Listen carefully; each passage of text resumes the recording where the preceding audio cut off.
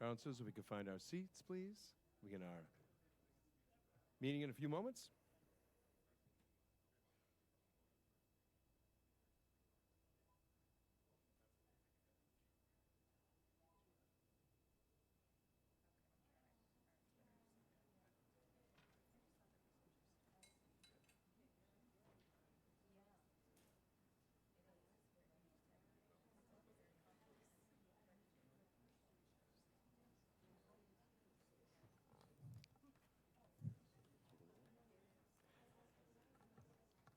Good evening, everyone.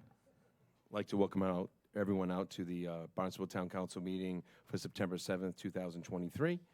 At this point in time, I'd like to ask if anybody's recording this meeting, and if you are, please make your presence known. Okay, not seeing any, we'll move on to roll call, please. Janet Murphy, Assistant Town Clerk. Councilors, Atzlis, Present. Clark, Here. Cullum, Here. Cusack, Present. Rapcorsetti, Present. Levesque, Here. Ludke, Here. Mendez, Here. Neary, Here. Schnepp, Here. Shaughnessy, Here. Starr, Here. Steinhilber. Here. All present, thank you. Thank you. And if we can all please rise to the Pledge of Allegiance and please remain standing for the moment of silence.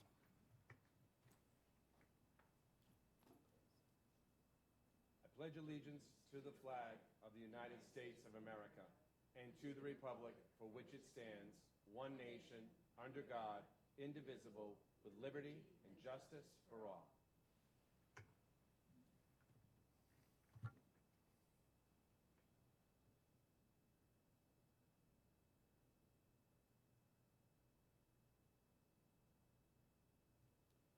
Thank you. Now it is time for a public comment, and at this moment, if we could have public comment, anybody who's in the hearing room, step right up, Ms. Conley. Good to see you.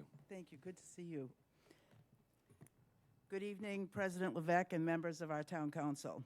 My name is Suzanne Conley. I'm a resident here in Barnstable.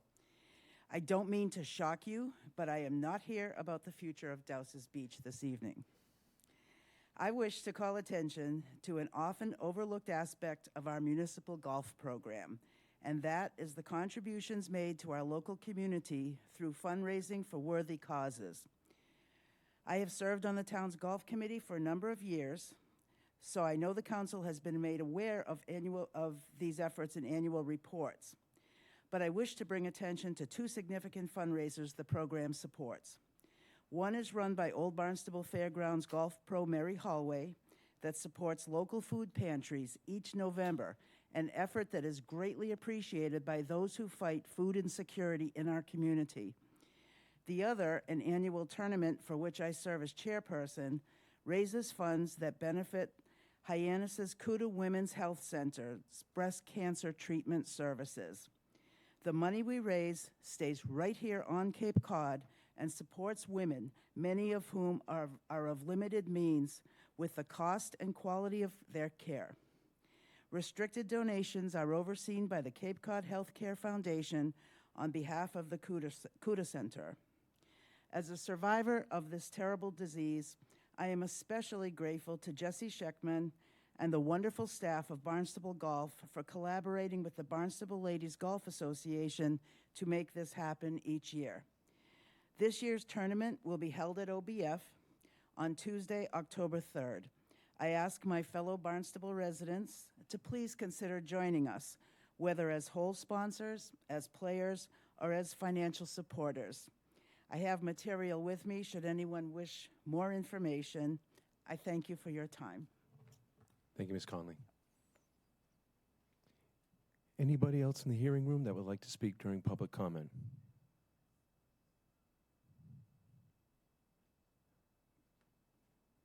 Ms. Graves, would you like to speak during public comment? The microphone is yours.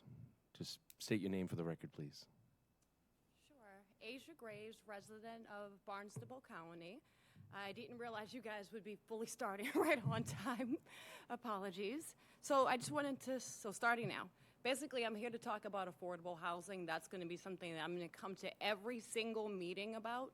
I'm going to continue fighting on that, but I wanted to actually give you some ideas and policies what I think that can actually be done now that would have an immediate impact on renters and people who are living below the margins in society in the Barnstable Village area.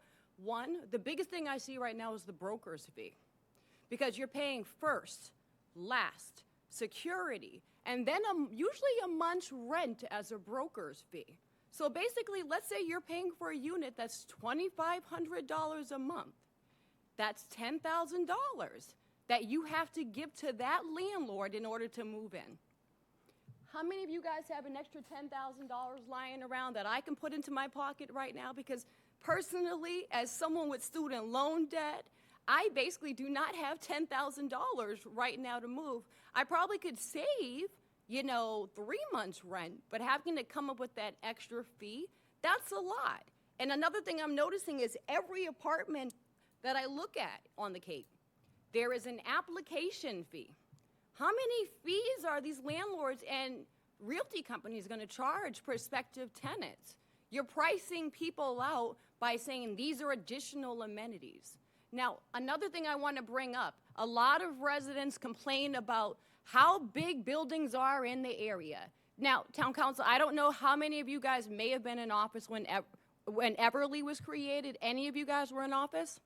Because if you guys were, you guys allowed that building to go through. That building is mammoth. It's just there right nice on the hill, and your average constituent who maybe over 55 years old, I found out for a one-bedroom, it's $3,000. How many seniors on Social Security can afford $3,000? I mean, heck, if you want to give my mom $3,000, give me $3,000, because I have no idea how that's going to be possible for any of us. Some of you guys are younger on this committee, that's going to go up to probably $10,000. Now, we need to talk about things that's going to impact youth and people in our community, as well as we need to re-vote on if we can have dispensaries here. That's a big thing for me as a medical patient. Don't know where I put my stuff at, but back there are edibles and things of that sort. I use that because I am a trauma survivor, a survivor of human trafficking. That's how I function and get through my day as a survivor. When you're going through the worst memories imaginable, my THC is there for me. But as a non-driver, I have to go take a bus. If I wanted to go to a dispensary, and I have to take a bus from where I live out on Independence to the mall, to take another bus that would take me to Mashpee Village. And then from there, to get to the dispensary in Mashpee, you still got to spend $35 by Uber to get there. So round trip, if I took it door to door, it would cost me $90 to go to the dispensary. Thank goodness I go to Boston often enough where I don't have to pay that, but I paid that last time I went. How do your veterans, those of you who support veterans on this committee, and we got to get that on the ballot. I believe that's something that veterans care about, seniors and other things. I know you all may not be able to do that, but what can be done on you guys' side? What can be done for zoning, for housing? We have all of these open buildings on 28 in other areas. Why don't we just take those and build co-living facilities? Where guess what? There are a lot of people on these rental sites. Ms. Graves, just to say, you're a little over 3 minutes at this point. I'm sorry, I'll That's let okay. y'all go. No. Go ahead. Finish what you're saying. Sorry. Okay, so another policy that you all could make right now, I don't know if you guys have done this, but have you guys looked into co-living? When I lived in Boston, I could not afford to rent an apartment by myself. So myself plus 3 other girls found a 4-bedroom. The landlord was a co-living developer. I hated my roommates, but guess what? My rent was $12.25. We shared the common areas and bathroom. If I didn't like them, I could hide in my room. But my rent was affordable. That's something that young people, including millennials and Gen Z, need, particularly if all of these new developments are going to take forever. Why not include that aspect into it? Because you know what? Some seniors may not want to live alone. Why don't we give them a tax break if they're willing to rent out a room in their home to someone? Maybe they may have an art studio. I'm asking potentially for myself as well. But let's say they have an art studio that has a bathroom and a little kitchenette. Why not let them rent that out? What can be done now zoning? We got to also say, I know the environment's going to be something that everyone talked about. Yes, the environment is important. We have to fight for it. But I know you guys are talking about the sewer system. Guess what? You built that massive building at Everlay that's probably not even full. Maybe let's go to Everlay and say, hey, how many of these units are just sitting there empty or waiting for your guys' stock portfolio to continue to build up while people end up homeless? Why don't we say, hey, let people under 55 have the top floors, split us, give us housing opportunities, because I feel that it's age discrimination against people who are under 55, like myself. Sorry, Ms. Graves, can you just, I'm sorry, I have to wrap it up, I'm sorry. All right, well, I just wanted to say I'm going to come to every meeting, and I have people that will be continuing. I talk to a lot of people my age, and they will start coming to these meetings because we want our voices heard. Thank you very much. Anybody else in the hearing room like to speak during public comment? Anybody like to speak remotely? Director? There's no one on Zoom. Okay, thank you. As of this time, it would be a response to public comment. Looking to my left, anybody? Councilor Shaughnessy, please. Thank you. I just wanted to say, Suzanne, I would love one of those pamphlets, and I think that's such a wonderful thing that you guys do. I love the CUDA Center, and most women I talk to do, and I do know that they do provide free care for women who can't afford it, so I think that's great. Asia, thank you for coming back. I think this is your third time now. I think it's vitally important that we continue to hear younger voices at the town level, and we continue to hear voices of people who are dealing with housing insecurity and trying to make a living these days. I think it's important because I think we were just talking about how 37% of the population is currently over the age of 60 in this town. But there's also a lot of young people, a lot of young professionals like yourself. And I hear from my own cousins who are closer to your age in their 30s and stuff that it is hard. So I think it's important that we continue to hear your voices, bring your friends, bring people who are similarly situated to you, and thank you. Thank you, Councilor Shaughnessy. Councilor Cusack, please.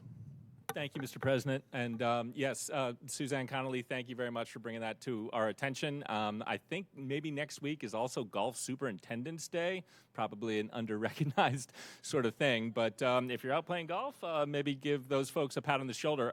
Director Ganella, I also want to say thank you for the work that was done at the Hyannis Golf Course this summer in a year that was under difficult circumstances. I felt like the staff out there did a great job of transitioning to the reality of not having a building to work with. So thanks to that team, and thanks, Suzanne, for highlighting those events. Thank you, Councilor Cusack. Councilor Mendes, I'm just working my way here. And Councilor Clark. Thank you, President Levesque. Broker's fees, application fees, $3,000 a month for a one-bedroom. When I first had my first apartment in Hyannis Park on the water, $425 a month, including utilities. Both my daughters are RNs, both make a very good living, and can't find a place to live on the Cape.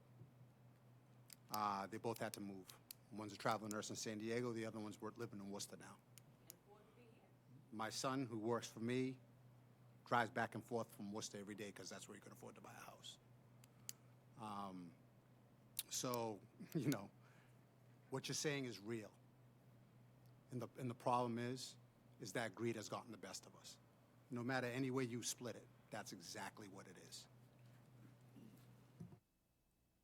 Thank you, Councilor Mendes. Councilor Clark, please. Thank you very much, President Levesque. And thank you, Suzanne Connolly, for speaking on behalf of the Golf Committee and for bringing to our attention the good work that our golf courses provide, even though they are an enterprise fund funded by the, primarily by the, or wholly by the people, user fees. Thank you. So I appreciate that. And I, too, am the beneficiary of the CUDA Center. I appreciate that very much. And thanks, too, for thank you, Councilor Cusack, for bringing attention to the good and challenging work that Director Ganella has done at the old Barnstable, no, is that Hyannis Golf Course. So I know it has been challenging, and I know that the users are put at a disadvantage because of the condition of the building. But you've had a big lift, and it looks like you're mapping out a good plan for the future. And I, too, am sensitive to the housing issue, Asia. I'm dealing with that in my own family, so I understand. Thank you, Councilor Clark. Anybody else? Looking to my right. Councilor Lucky, please. Thank you, President Levesque. Suzanne, I'll echo what the other council folks have said. Thank you. It's so important. There was such a high rate of breast cancer on Cape Cod. And I, too, have used the CUDA Center, and it's a fantastic facility. So what a great thing to highlight. So thank you for highlighting that here. And then to Asia, Asia, you have so many fantastic ideas. And what I'd like to see is those ideas put into action. Our housing production plan has lapsed, and it's going to be restarted. And the kind of ideas you have, those need to be in there. Those are really innovative ideas. I think as a town, we've relied too much on developers to solve our needs. And if we could steer that with some of the ideas that you talk about, I think we'd have a great program. And I think the place to do that is through the housing production plan. And then as we're developing that plan, you know, make it actionable, come forward with some changes on our agenda, things that we can enact and make it happen so that it does happen. So continue with those ideas. And as we get going in the housing production plan, I don't know if Elizabeth can speak to that schedule at all. I know, you know, we've had some challenges with some staff absences, but I see you plugging into that and really bringing forward these ideas and fleshing them out and making them reality, because that's what we have to do. We have to really make them, and you've talked about, you know, people could get, you know, some sort of tax benefits. All of that is part of the equation. So thank you so much. Thank you, Councilor Lucky. Councilor Rapcasetti, please. Thank you, Mr. President. Thank you for coming out tonight. I'm going to take that one step further and recommend that, Asia, you attend the Affordable Housing Trust Committee meeting, which is being... I put myself on that committee list. Can you all say you... And I appreciate your being here and your stick-to-itiveness, which is what it takes, unfortunately. But they meet tomorrow morning, 9 a.m. It's via Zoom. But I'd rather see that monies, which the council appropriates every year through the CPA, I'd rather see some of those monies rather than put to a developer. I mean, right now there's a project going through there that, you know, they're looking for $250,000 for per two units, or $500,000 in relief. I'd rather see that money put towards affordability of renting a home to individuals such as yourself. So I would speak up at that committee. Thank you. Just to clarify and respond to what you're saying, I'm well aware, and those probably who are on the appointments committee, that you've applied for a number of committees, one being the housing committee. The housing trust committee is something different. That's a town manager, actually, formed committee, but there is a lot that happens there, and definitely would encourage you to attend that. And again, it's via Zoom, so that's Fridays, 9 a.m. So there's a couple projects that are coming up in regards to that Councilor Rapcasetti was, and also just to follow up on that, thank you for your participation on the number of committees that you've been willing to, basically apply your resources to. So thank you for that, and that will be, I believe, next Tuesday. So, Councilor Schnepp, please. Thank you, Mr. President, and thank you for taking my comment. That's okay. No, I wanted to commend Asia for stepping forward and because as we did in a previous meeting, recommend that you apply for various committees, and you did. And so we really welcome you at our meeting on Tuesday. And the Affordable Housing Trust Committee,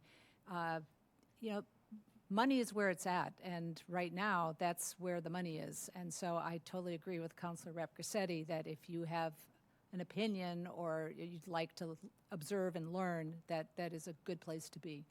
So highly recommend that. And I just wanted to make one comment. You had mentioned converting an artist studio that might have a kitchenette or whatever.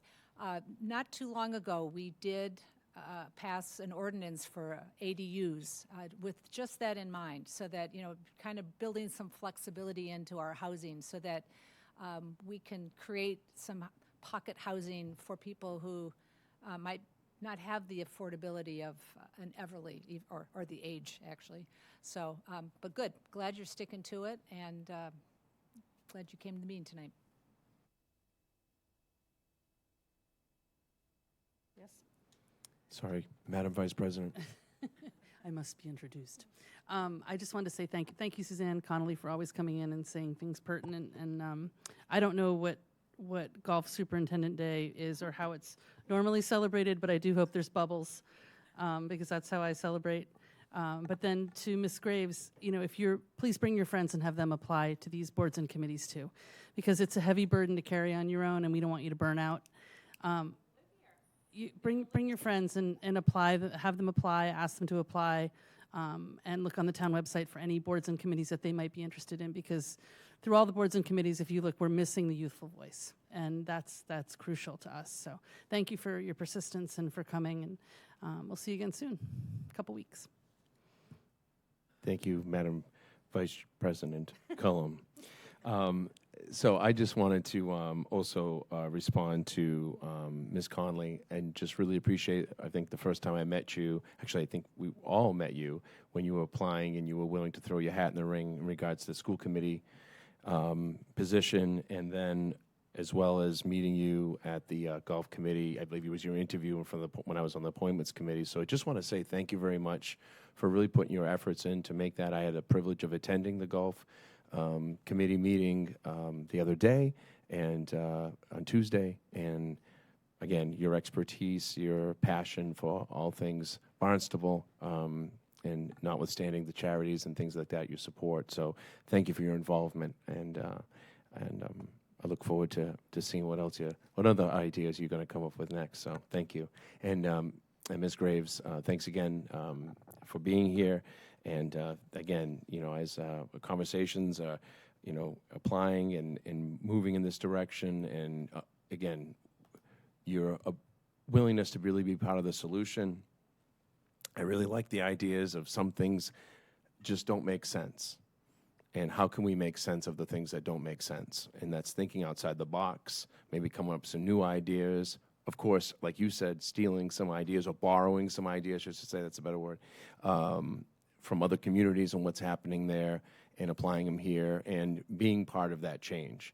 Change is difficult, and moving in different directions can sometimes take a while, but with passion like yours and others, I believe that we can attain that if we work together. So thanks again for being here. So, does anybody else have any follow-up comments in regards to public comment? Okay, not seeing any, then I would close public comment and council response to public comment. At this point in time, it would be time to review the town manager communications. My thing's good. The town manager's report has been pre-recorded and is available to town council and the public. The report will be prepared in written form and posted on the town manager's website as in the past. The town manager and staff will be available to answer any questions regarding the report as presented. The town manager's communications for the period of August 17th to September 7th, 2023 included an update on budget action calendar, workshops on private roads and flow neutral planned for September 21st, update on Beach Daily Beach opening and closing through October 9th, update on filing of a watershed permit resulting from the July 7th, 2023 changes to Title V and watershed permit regulations. Number 5, Barnstable's designation as a complete streets community. Number 6, information on the town's water resource management efforts. And number 7, information on emerging contaminants challenges.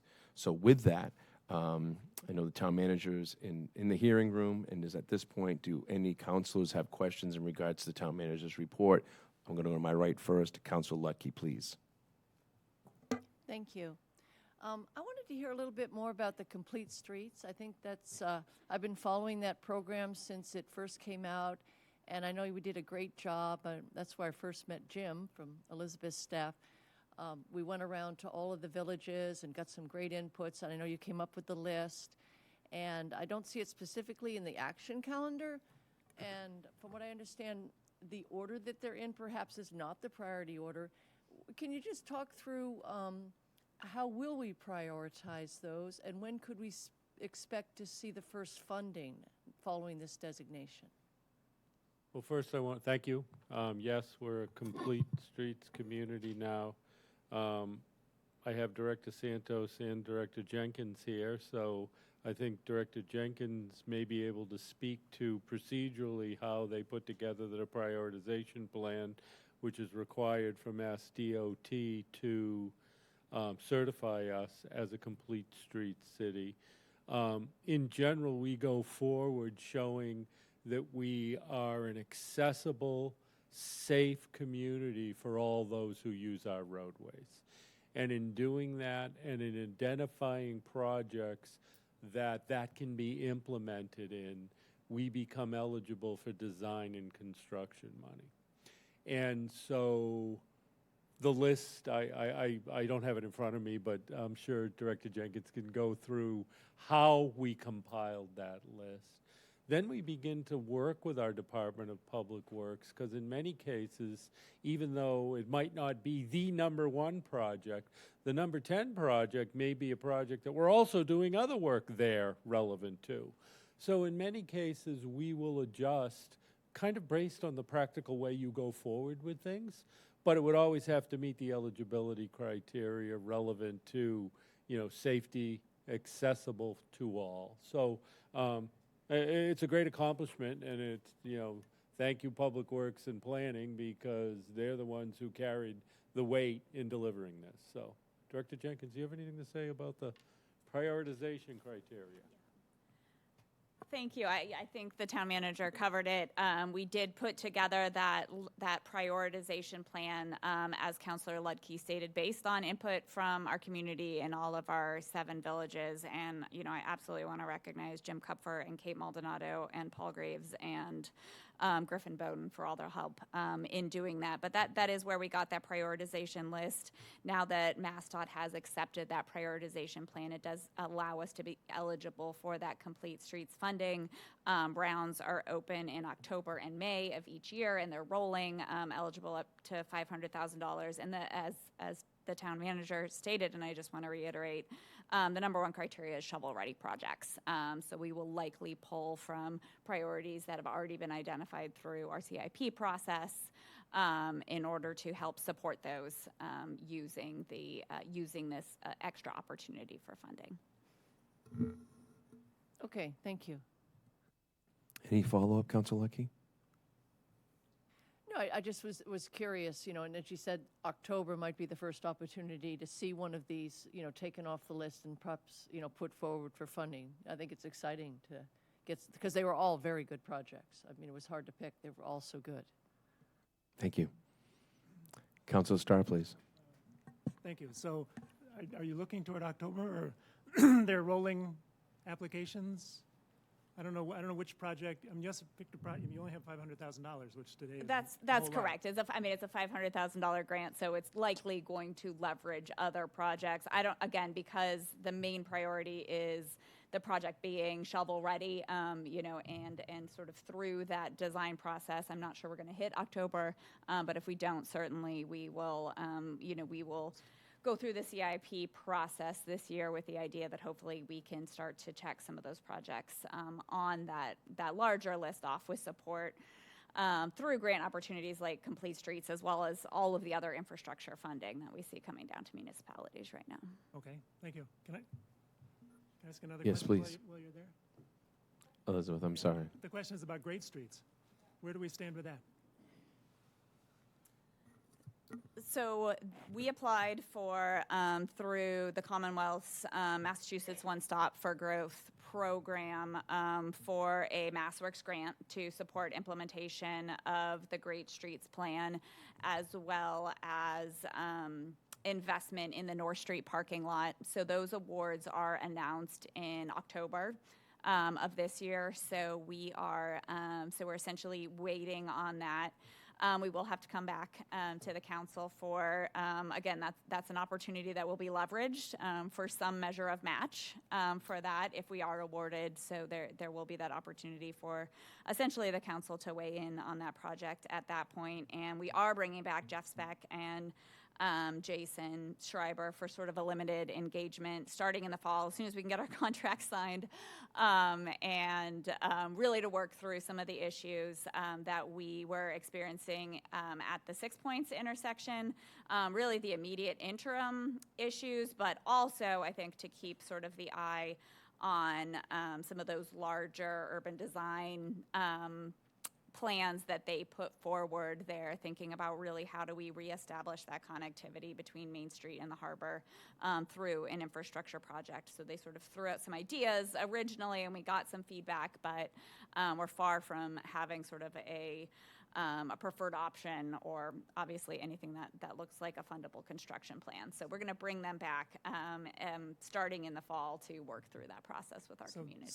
So the temporary rotary or the rotary itself isn't part of the. So we costed out 3 options as part of the MaxWorks grant: the temporary rotary, a more interim rotary, let's say, and a signalization plan. So we're going to work with DPW, police, and fire over the next few months to find out which is certainly the safest and most viable solution for that intersection. And that, and by doing that, it allows us to unlock the rest of the two-way conversion, which really is just a lines and signs project, and not really that expensive, frankly, because again, it's sort of backing away from auto-oriented infrastructure and towards pedestrian infrastructure. And then, again, looking to leverage other opportunities. The state is opening up their shared streets and public spaces grant again. So maybe there are some places where, again, there are some placemaking or green space opportunities that were identified in that plan that we can roll out, regardless which direction the cars are going. Okay. Thank you for keeping all those balls in the air. Thank you. Appreciate it. Thank you. Big question, though. Do you have a follow-up, sir? No, I have a different topic. What's that? I have a different topic, but you can go ahead. Oh, go ahead, please. So my next question is for Elizabeth. Don't go anywhere yet. So the housing production plan, where I know there's a consultant involved, and you were waiting for the 2022 census. We do, and we have the 23 census data now. Jim and Kyle and I spent a good chunk of time, almost an entire day last week, going through the plan, updating all the numbers in there, so they do reflect the 2023 census data that we have available to us. And going back through the recommendations we had with the Housing Committee, we would love to pull together the Housing Committee and the Trust, do a joint meeting, make sure we are hitting all of those recommendations that we do see going forward. Absolutely, the housing production plan as it stood in our last draft included things like rental assistance, included options like tax breaks for year-round rentals, included the fact that we need funding sources beyond the Community Preservation Act to be able to be more nimble and respond to these needs of our community. So we are actively working on updating that and bringing that forward, hopefully to a joint meeting of Trust, Planning Board. Well, I shouldn't say a joint meeting. Hopefully to public meetings of the Planning Board, Housing Committee, and the Trust as well. So, is there an opportunity for town councilors to be involved, or they'll be Town council meetings. will have to approve the plan. So after it goes through those bodies, it will come to town council for final endorsement before we can submit it to Executive Office of Housing and Livable Communities. Okay. So there's no formal way to involve us in the process? We can go to public meetings? Yeah, certainly. Certainly we would be happy to keep all counselors apprised of those public meetings, and we'll keep, as we would any member of the public, and that draft as it gets updated, posted online. Okay, thank you. Yep. Next question. Next question is... You have the floor, sir. Thank you. The community rating system, I checked on this, and there was an article this morning in the paper after I figured out what the answer was. So Barnstable, so go ahead. Yeah, so community rating system, just so folks know, this is an opportunity to show the Federal Emergency Management Agency that we are being proactive in terms of floodplain management. Really, before I took on the role of planning director, I had done a considerable amount of work on CRS, and we sort of identified through conversations with the building commissioner that anytime we go through and adopt a program, we have to make sure we have adequate resources in place to support this. I've been working with Director Anthony and Sean Hogan, the new environmental and sustainability coordinator in his office. I believe he took some of the initial courses that FEMA offers and to get essentially trained up on CRS. And I have been in conversation with Barnstable County and their floodplain management and CRS coordinator because her name is Shannon Hulst. That's essentially the role that she plays on the county level, is to support communities in becoming CRS certified and maintaining that CRS certification. So I think between Sean and Shannon, we're in an excellent position to move this forward this fiscal year. Because I mean, we know now that there are 9 towns that are already certified. Basically, it lowers your floodplain insurance for 7 of the 9 towns. It's 15%. Yeah, based on your points, and I think because of the fact that our community has done such an outstanding job in preserving floodplains and open space, the Great Marshes and Sandy Neck, you'll see our percentage come out very, very nicely, at least in our sort of initial rankings. But that, those certifications are a testament to Shannon Hulst at the county. So she sort of had those projects in the queue, and again, we have reached out to her to make sure that Barnstable is next in her queue. Okay. Yeah, I talked to her today. Okay. One other question. Inclusionary zoning. Yeah. Where do we stand with moving that forward? Yeah, so certainly this came up in a big way as a part of a conversation with recent trust meetings, and really I think the struggle that we see, to promote small-scale development in our community that I think is attuned to the type of housing production that often best fits within our neighborhood. And we know it's very hard for small developers to be able to build that sort of naturally occurring affordable housing with those inclusionary requirements. So what we're doing is we're going back through, we're taking, we've brought back on the consultant who did that study, updated the numbers to reflect the new 2023, and updated sort of the new reality of being a small-scale developer, which is, interest rates at 10% and additional costs of labor, additional costs of construction, so we can start to feel out, where those appropriate thresholds are for making changes to our inclusionary ordinance. So I would love to present those findings along with the housing production plan to the Housing Committee and the Affordable Housing Trust at a meeting very soon. Okay, thank you. Yeah, it just seems that 10%, I mean, obviously, if we keep asking for 10%, we're never going to get to 10%. So, but I know it's hard. I mean, we saw it at the Cape Cod Times building where there were 2 affordable units and it took over a year and a half to fill them. And that is another issue that I think that we need to, and we have been very strong in terms of advocating for, is that we need a regional housing service office on the Cape. You cannot ask small-scale developers to do 1, 2 units without proper support. It costs upwards of $10,000 to meet the requirements to do, to do the soft costs essentially associated with that.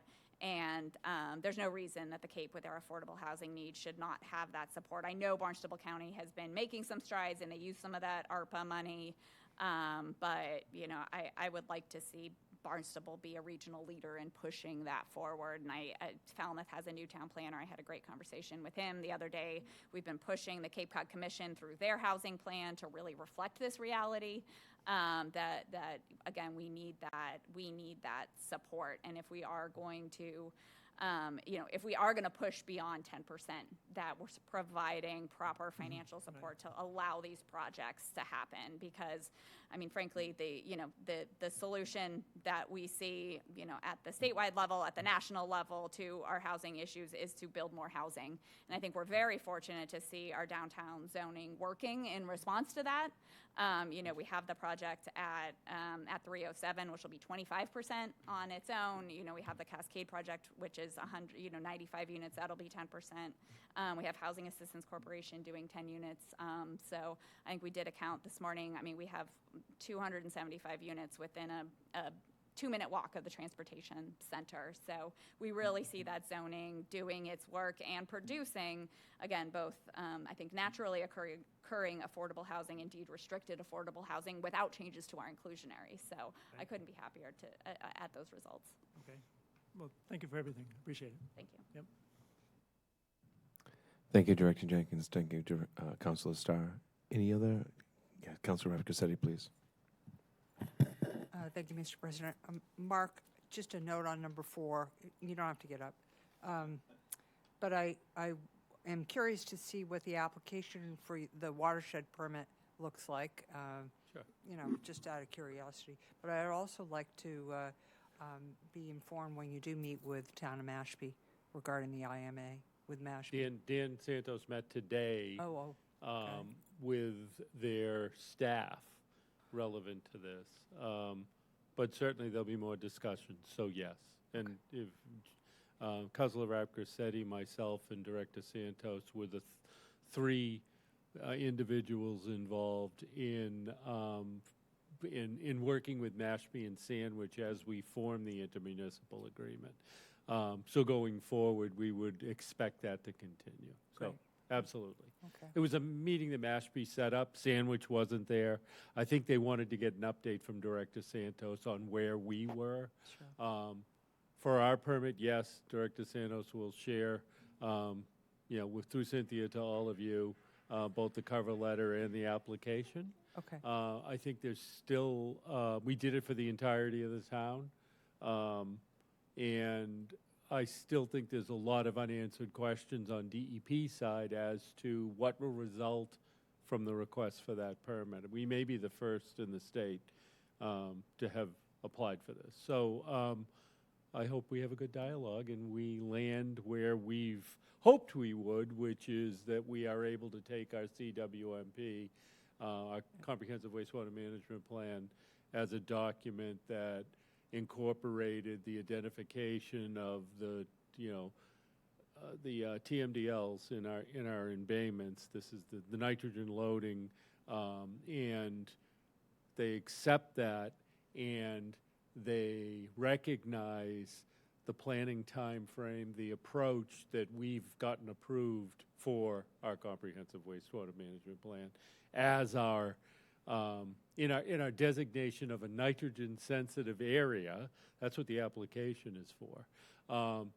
But you also have a nitrogen management plan as part of that as well. So our hopes is that they look at our CWMP in its entirety for the town of Barnstable, and by satisfying that, it gives us clarity on how will all of the parcels going forward need, or rather not need, but be required to comply with Title V. There still are some real gray areas in there, because if you're not in a sewered area, even if our CWMP over 30 years gets us to the TMDLs, will those parcels that are not within the planned sewered area be required to upgrade at some point, typically sale or failure, but or maybe a time frame, to an on-site innovative? That's one of the, we think not. That's the position that we've recommended, but we don't have an answer yet. We've had some feedback, but so there's a lot of pieces to this. Yeah. This will go on for years, back and forth. I don't think our permit will. I think we'll get it. But it'll be very interesting to see the conditions that come out of this. Absolutely. And our Public Works Department, did a fabulous job in, by my direction, they proceeded. So if we went fast, it's my fault.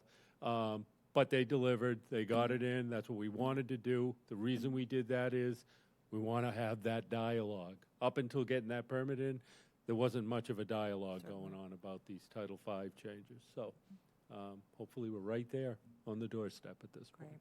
Thank you, Mark. Thank you, Dave. Appreciate it. Thank you, Councilor Rapcasetti. Councilor Schnapp, please. Thank you, Mr. President. To follow on Councilor Rapcasetti, what about the other side of town? Do we have any dialogue with Yarmouth in terms of anything? We have. That Yes, we have. With prior administrator and current administrator, no action yet. I have a lot of interaction with Mark Forrest, who's a selectman there and also on the county commission. So I think what you will see, and we have a lot of dialogue with Bud up in Sandwich. So I've just covered west and east. We have no formal IMAs, though, the only one we have a formal IMA for is for Pompanesett Shoestring Bay. We have the same relationship for 3 bays, different portions, but but no IMA there. And then when we go to the east side of town, we have Yarmouth as our in that shared watershed, and we do not have an IMA there. what do you anticipate it will take to get to an IMA? Or Well, certainly mutual agreement that it's beneficial.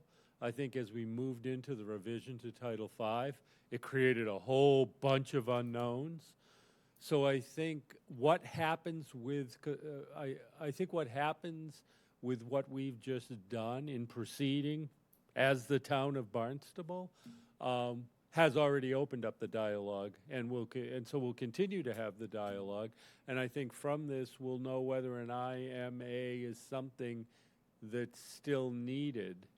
My personal belief is it is, because, natural systems don't look at political boundaries. So for us really to address what's going on in our various natural systems, we got to come together, and we got to work together, even if we're filing separately. And we do that, but we really need to. And people like our Public Works Department, our Planning Department, our Natural Resources from each community, and it's different in each community. It's very interesting who plays the lead role in each community. But need to come together. We need to be constantly talking about this, because this is only going to get more complex. And my last bullet item, and in what I recorded today, I hope everybody listens to, because I think, with each year, we add more layers of complication, and that's all. So stay tuned. There'll be a lot of discussion on this. One last comment. Absolutely. And it has nothing to do with CWP, but I just wanted to say thank you and congratulations for a great second summer celebration. The fireworks on Saturday night were spectacular, and I was up at Hazelton Park, and it went very smoothly. The police were great in directing traffic, and so I just want to thank you and the staff for pulling that off.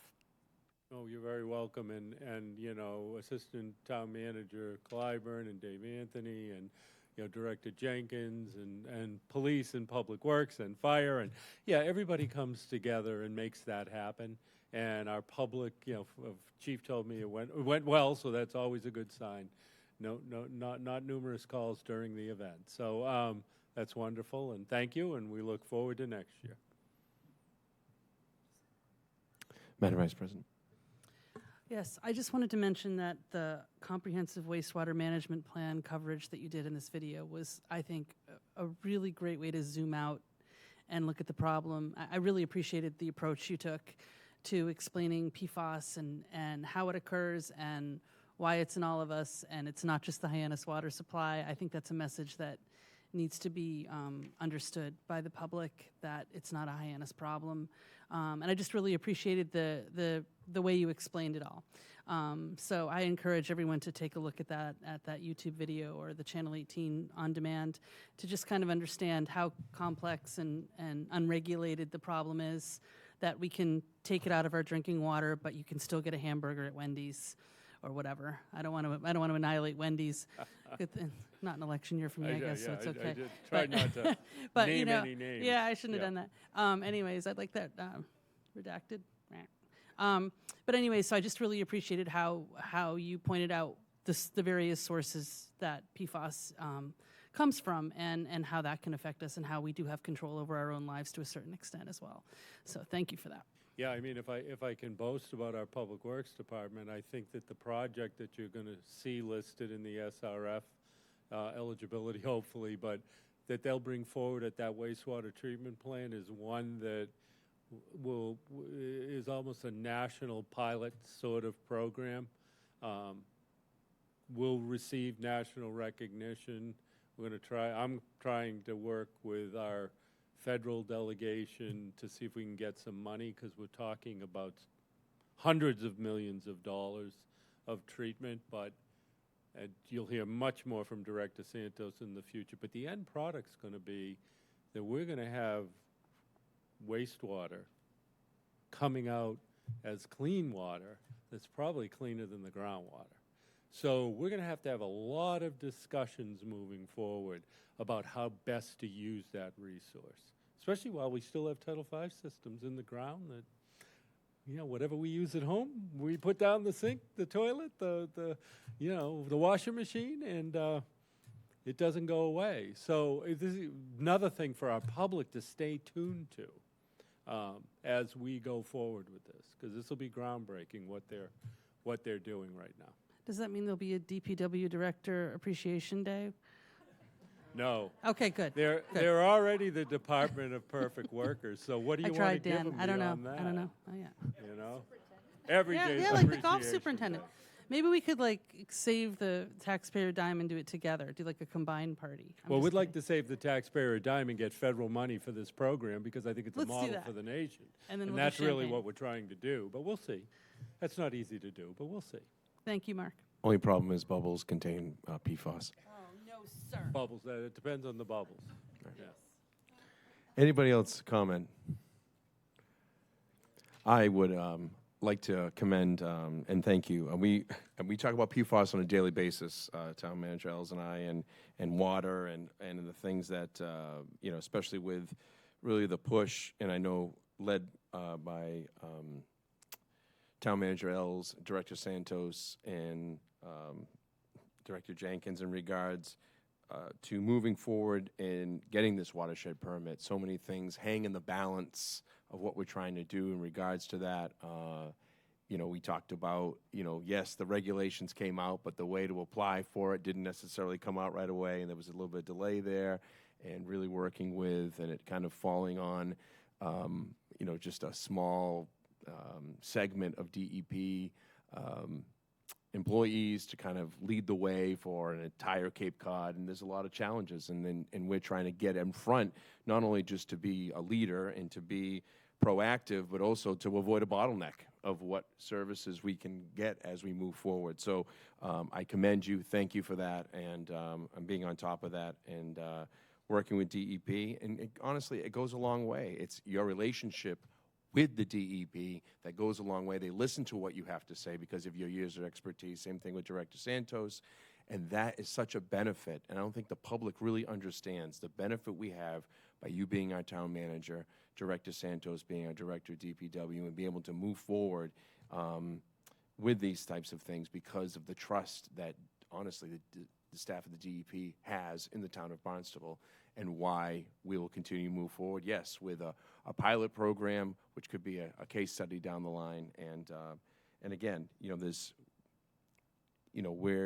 I asked you specifically, right, there's these things out there and talking about deficits and water deficits, and it's showing up on a bumper sticker that I saw on somebody's car in regards to we're running out of water, and this needs to be addressed. So being able to show that, it definitely is something that's an imminent threat, but it's something that we're addressing. And the key word here, I think that you put in item number 6, was redundancy.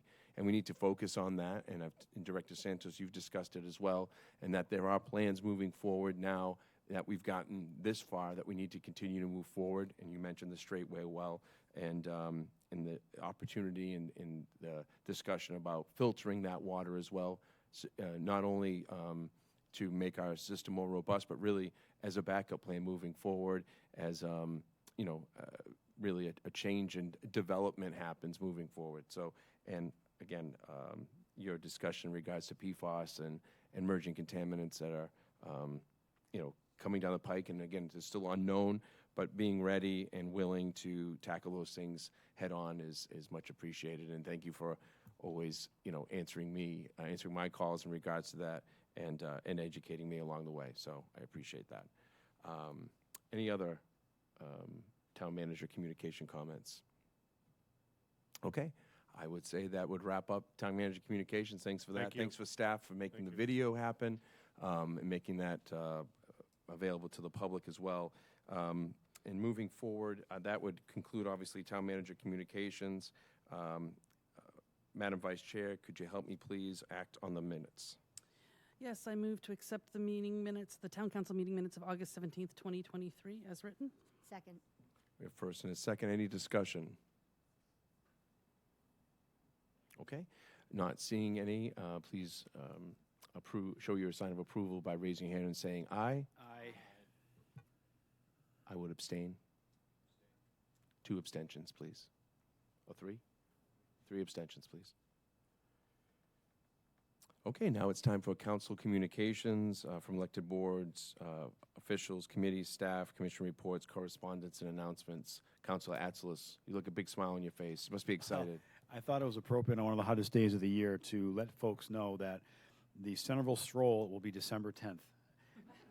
So just thought I'd share that with you. I know it's September, but it is a very hot day, so cool weather's coming.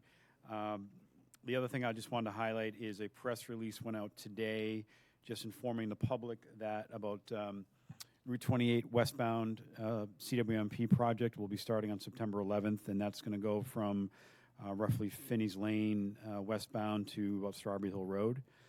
So that'll be starting the 11th. Again, a press release did go out, so you can obviously go to the town website and find that information. But if those listening in the public be aware of traffic will change starting on Monday morning. So thank you for the communications, Lynn, and that's going to impact all of us at some point. So try to remember.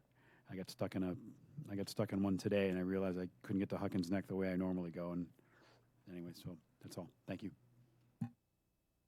Any other comment? Councilor Cusack, please. Thank you, Mr. President. Director Santos, I know that the weather this summer kept a lot of crews from being able to do some basic maintenance work, but your teams have been out in Precinct 5, Osterville in particular, new coats of paint everywhere, and we really appreciate it. Thank you. Any other announcements to my left? Okay, not seeing any. Moving to my right. Any announcements? Councilor Schnapp? Thank you, Mr. President. First, I'd like to make a big plug for the new app, My Barnstable. Last meeting, I talked with Director Poyant about how to do it, and we figured it out, and now I get all sorts of notifications that are very important. I know when the beach parking lots were full, and I know that it also will provide, I believe, notifications on the road work. And so it's really easy. If you got a phone, you can just get it. So I just urge anybody out there to sign up for that My Barnstable app.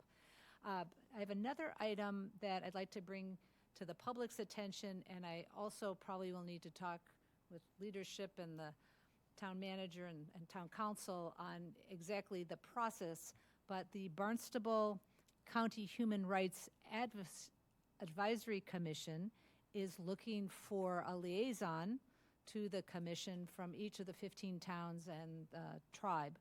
And Barnstable currently does not have a liaison, and so I've been urged by one of the members of the commission to put that word out, and so I kind of want to put the word out that we're looking for a liaison to this commission. The requirements for the liaisons are to attend all the regular Human and Rights Advisory Commission meetings and then participate in some of the subcommittees.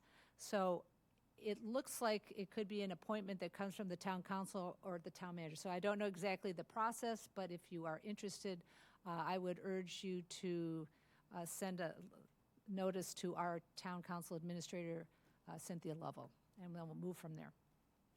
And last but not least, there is a Millbilly breakfast coming up this Sunday, September 10th, from 8 a.m. to 10 a.m. at Liberty Hall. That's 2150 Main Street in Marston's Mills. It's the best breakfast bargain in town. Pancakes, scrambled eggs, sausage or bacon, home fries, coffee, tea, and OJ. Suggested donations, $10 for adults and $8 for kids. So definitely highly recommend it this Sunday. Thank you. Thank you, Councilor Schnapp. And you don't have to live in Marston's Mills to attend. Everybody's welcome. Just kidding. That's the caveat that they put on it. So, Madam Vice Chair? Okay. I would, Monday is September 11th, so I made a few phone calls today to find out what ceremonies might be happening in regards to that. I know Hyannis Fire is doing something starting at 9:45 a.m., and I believe that's just going to be a short ceremony, probably about 15, 20 minutes. Fire is also doing one at the same time. This is all timed to the planes hitting the towers. So that's going to be also at 9:45. Fire is doing that simple ceremony. Barnstable Village is doing something a little as they've done. I think this is their 15th year in a row. I think it's this 15th anniversary that they're doing, where they actually have a speaker at that time at the Barnstable Village Fire Station. I believe former Chief of Police of Yarmouth, Frank Frederickson, who is also a resident of Barnstable Village, will be speaking, and then there will be a procession led by bagpipers to St. Mary's Church, where they will have a ceremony there and a number of speakers there. I have attended that before, and that is very meaningful. I think this year they have a number of flight attendants from American Airlines that will be speaking. So always good to remember. I think it's important. It's amazing that it's been 22 years since that tragedy. But so again, good to remember. And I just wanted to make sure that people are aware. If there's one in West Barnstable, Katuitt, I'm not aware. If there is, I apologize. Please feel free, if anybody knows of something like that, to let me know. I'll make sure the word gets out. So anybody else? Okay. So that would end our communications, other than a presentation that we're going to have with Dr. Caitlin Coyle. And at this point in time, so you have time to get ready, I would let's take a 5-minute recess, and we'll come right back. Thank you so much.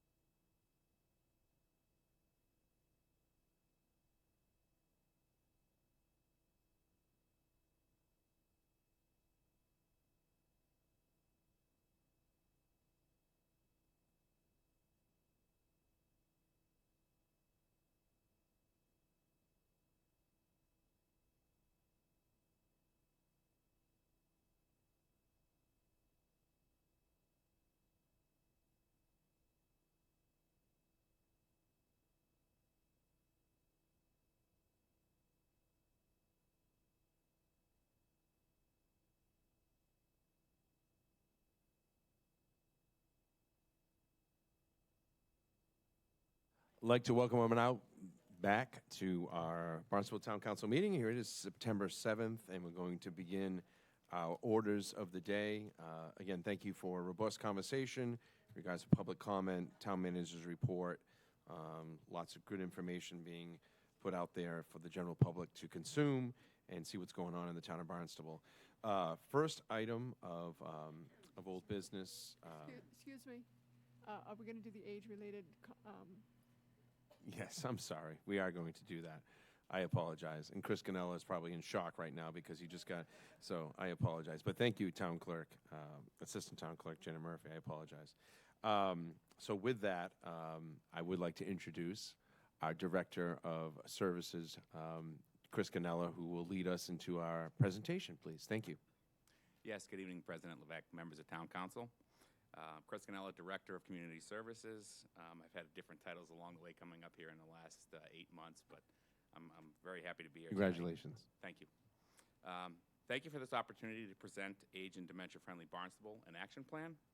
Tonight, I am pleased to have with me the real experts, Caitlin Coyle, Doctor of Gerontology at UMass Boston, Kelly Howley, Director of the Barnstable Adult Community Center, and Patty Sullivan of the Massachusetts Council on Aging. They will be presenting the background of how Barnstable became age-friendly back in 2019, as well as the future plans to continue this valuable endeavor as we implement this plan. The process of completing the action plan wasn't easy. The global pandemic had a severe impact on the original timeline and complicated the process. Through the dedication and perseverance of UMass Boston, 3 Council on Aging directors, and numerous staff turnovers, I am glad to be here tonight and in this position to make this presentation of the work that's been going on behind the scenes for the last 3 years.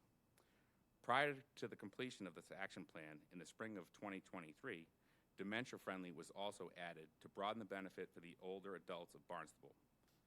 Someone stole my thunder up here earlier, 37%, but currently Barnstable has approximately 18,118 residents that are 60 years of age or older. Putting this in that plan and working diligently together, we're trying to ensure that we are supporting the evolving needs of this growing population. There's an integral piece of everything that we do, not just the older population, but everybody's aging, from infancy to the older adults. We look forward to implementing the action plan that will help bring to light new ways to help and support our residents and to age comfortably within the community. Now I'm pleased to introduce Dr. Caitlin Coyle, Gerontology Institute, UMass Boston. Thank you. Welcome. Good evening. Thanks, Chris, for the introduction, and thanks all of you for having me this evening. As Chris mentioned,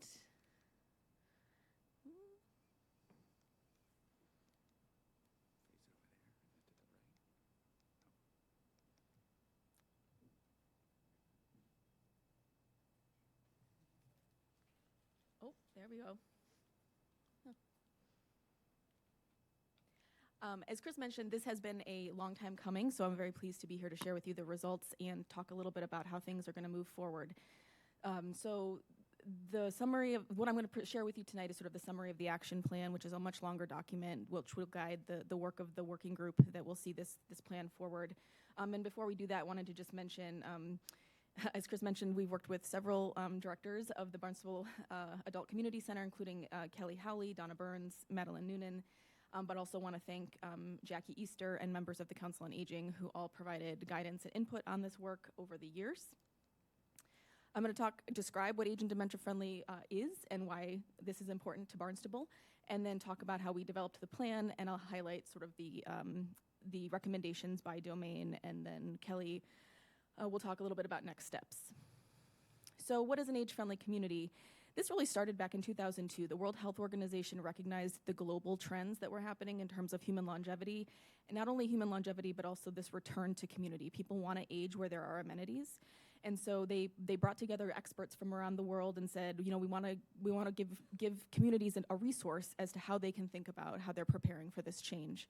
And what they came up with was a definition that's shown here, which is a community that optimizes opportunities for health, participation, and security for all people to ensure quality of life and dignity as people age. So it's really about being active and engaged in life, and it is includes sort of these 8 domains. So what you see here is a flower image. The idea is that an age-friendly community uses these 8 domains, reflects on itself, and says, this is what we do well, and this is where we have room for improvement. And you can see that they include very broad things like housing, transportation, outdoor spaces, employment and civic engagement, community supports and health services, respect and social inclusion, communication and information. So by and large, I think one thing that's important to note that this is a very general model and it is intended to promote aging across the lifespan. So while it's motivated by population aging and we think about the 60-plus population as driving that, it's really about aging across the lifespan. So what's good for an older person is also good for people with families and young people. So the idea here is that while it's driven by that population change, it really has a benefit for everyone. Relatedly, as Chris mentioned, Barnstable also is pursuing the dementia-friendly designation. And this is very similar in terms of idea, but it's really thinking about the unique aspect of living with dementia and the way that that affects families. And it is about promoting awareness of dementia, educating citizens about how they can participate and support people who are touched by this disease. And as we think about those 8 domains, when we think about housing and transportation and the way we communicate, we're thinking not just about age diversity, but we're thinking about the diversity in ability, whether that's cognitive or physical, and remembering how something like transportation is different for someone who's living with cognitive impairment or caring for someone who is living with that disease. So you see very similar sort of flower image, very similar sort of petals. The idea is that it really is focusing, the sort of additions here are really around caregiver support and public safety and personal safety. So thinking about that, the age-friendly flower, in addition to all of those basic 8 domains, the dementia-friendly framework sort of overlays these additional perspectives to think about. And this is the definition of a dementia-friendly community, which promotes as I mentioned, awareness of dementia, educating the public, and how to best support people who are touched by dementia, thinking both about sort of systemic changes, but also grassroots things that are happening in businesses and local neighborhoods. So I wanted to take a step back and talk a little bit more about the process of becoming age and dementia friendly. So here in Massachusetts, and actually here in the United States, AARP is the affiliate of the World Health Organization, and so applications go through AARP. You're accepted into a network of other communities who've reached this goal. So Barnstable is one of over 100 communities here in Massachusetts that has been designated age-friendly. And it kickstarts a community improvement process. A needs assessment happens, an action plan is developed, which is where we are right now. And then what happens moving forward is that action is implemented. A couple of things that I think are important to note about that process: there is no end to this process. It's about culture shift. It's about thinking about everything we do, and it's really been exciting for me to hear the prior conversations around complete streets and housing, because I think this is really, I see this as really being the Council on Aging and the BACC's contribution to how we think about the community as a whole, and the way that the lens of aging and dementia can contribute to the improvement of the community overall. The other thing I wanted to mention, so there's no sort of formal end. Also, you'll see in the action plan a number of items. They don't all have to be completed for this to be successful. This is really about getting the conversation started. It's about connecting what's happening in this initiative with the things that are happening outside of the initiative in the community. And I always say, if you can complete one thing out of that action item, then you've been successful, because it's about the way we think about things and planning. So the action plan was completed this spring in May.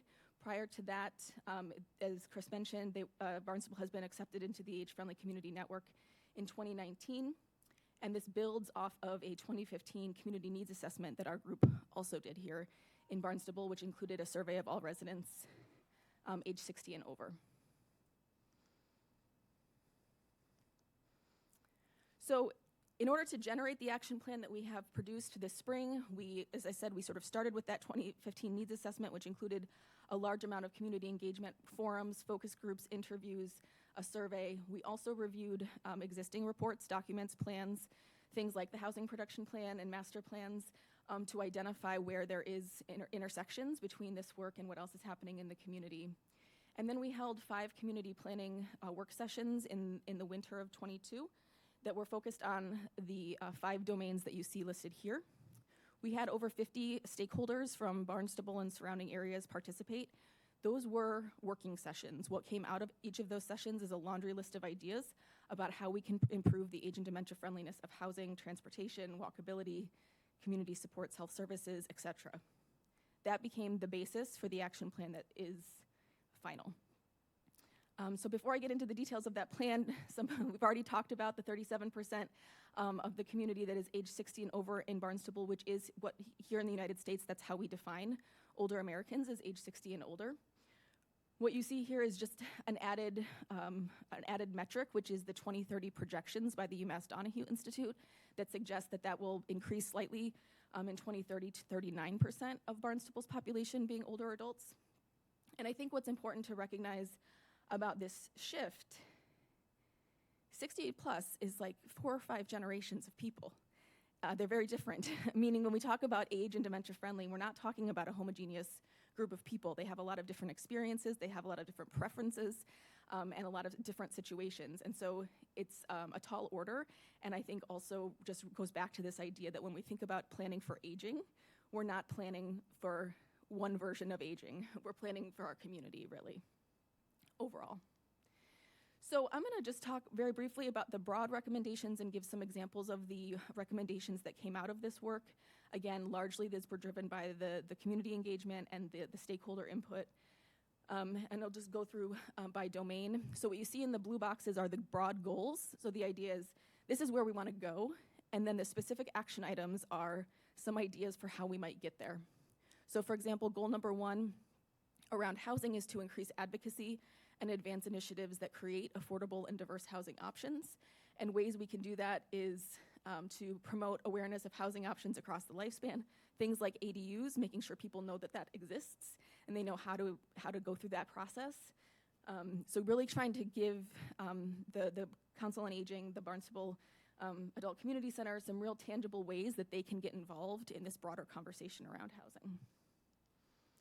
Similarly, talking about enhancing existing transportation options, things like enhancing bus stops with shading and seating and signage, making them age and dementia friendly.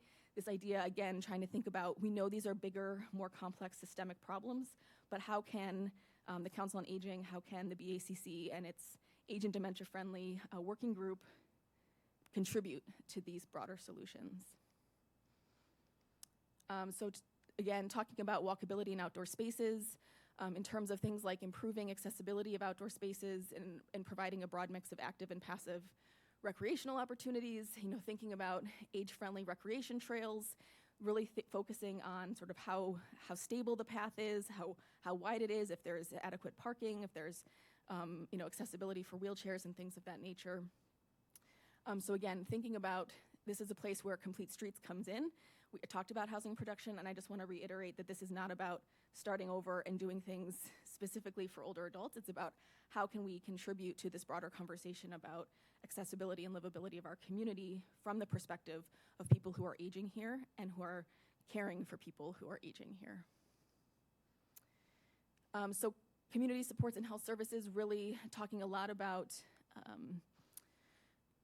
we're trying to broaden access to things that support people and aging in their community, and this includes supporting caregivers and the workforce challenges that face the sort of home care industry, and thinking about opportunities to get residents connected with things like respite programs and adult day programs. Respect and social inclusion, again, thinking about age as a dimension of diversity here.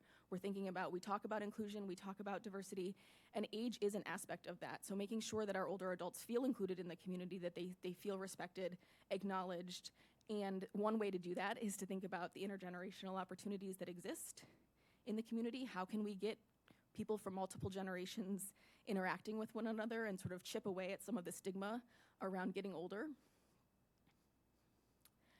And lastly, around civic engagement and employment, again, thinking about volunteering and getting people involved in age and dementia friendly employers. For example, local businesses can, there is a designation that exists out there where they can put a sticker in their window and say, we've reviewed our practices and we are a welcoming place for people who are living with dementia or an age-related challenge. And so those are just sort of some of the highlights. Again, I don't want to belabor every single detail, but really just to talk about, what we laid out is these broader goals of where we want to go and some specific ideas for how we get there. They are not prescriptive. They are meant to be a place to start and to get this, this plan implemented. And again, just want to reiterate how great it was to hear about all of the other things that are happening in the community. And I think that this fits right in and hopefully will contribute.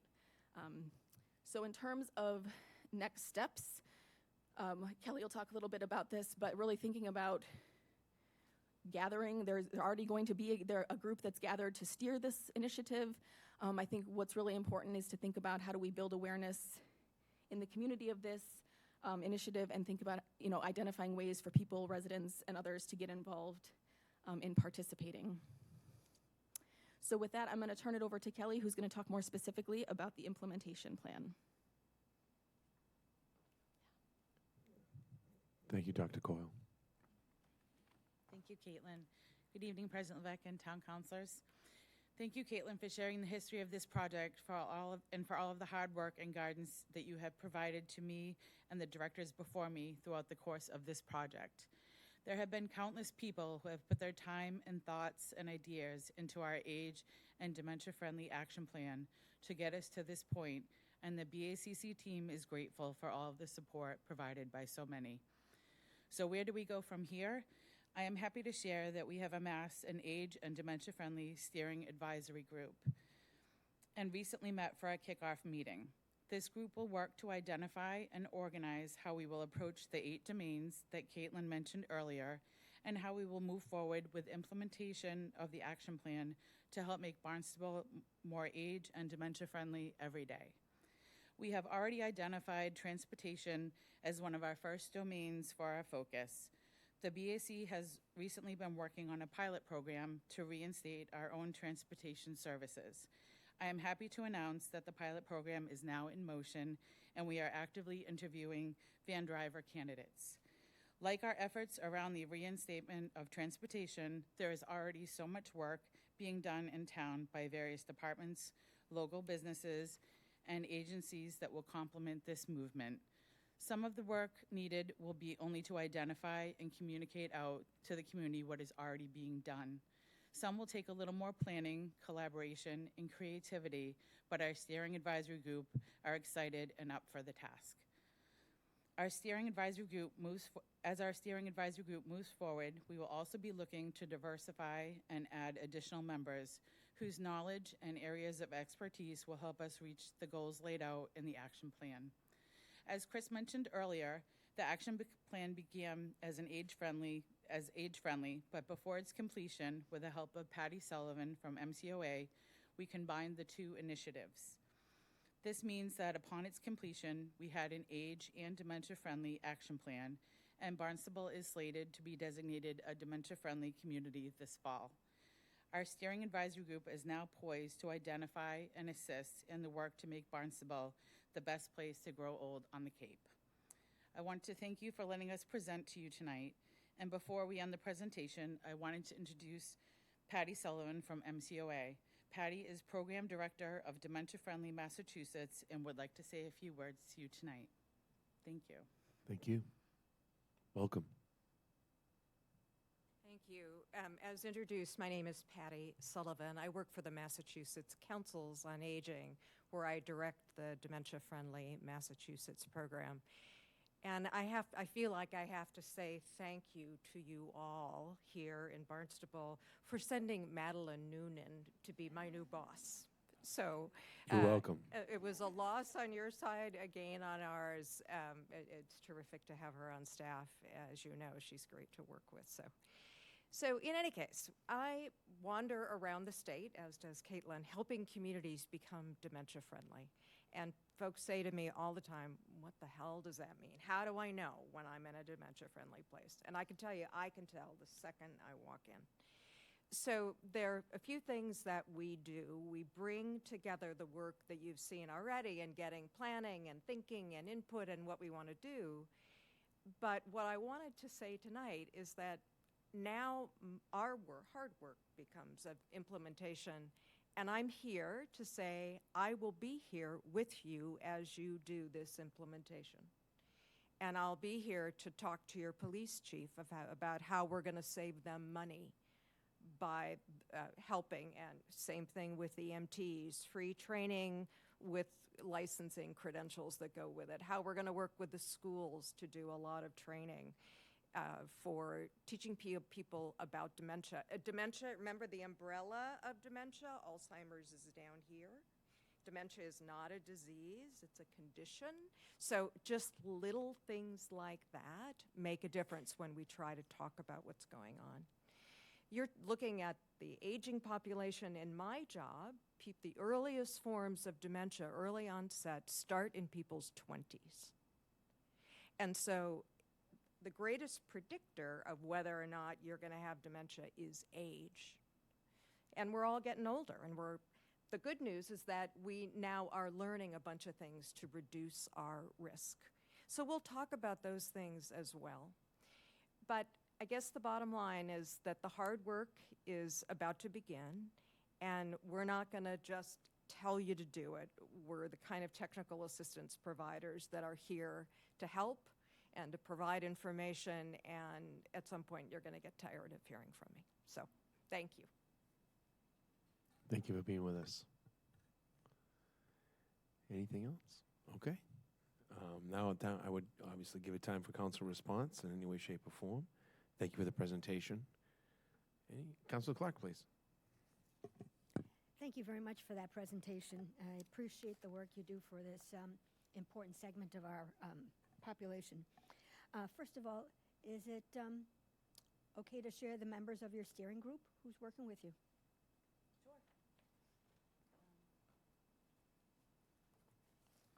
So as I said, we'll be adding some in, but right now we have Captain Dave Webb of the Hyannis Fire Department, Linda Landry from CCRTA, Lynn Poignant, he was here tonight, Communications Director, Stephanie Fisher and Laura Cheeseman of Cape Cod and the Islands Elder Services, Cynthia Stead, and Elaine Ryan, who is a new COA board member who was a longtime employee of AARP and very familiar with this type of work. Oh, impressive. And as we pick the next petals, if you will, the domain that we'll be doing, we'll be looking to bring people in with those expertise to help guide us. Thank you. I actually have another more suggestion. You're prompting me to think creatively here. Is there a way to imagine that we can match nursing students or CNA students or people with home health care skills with aging residents who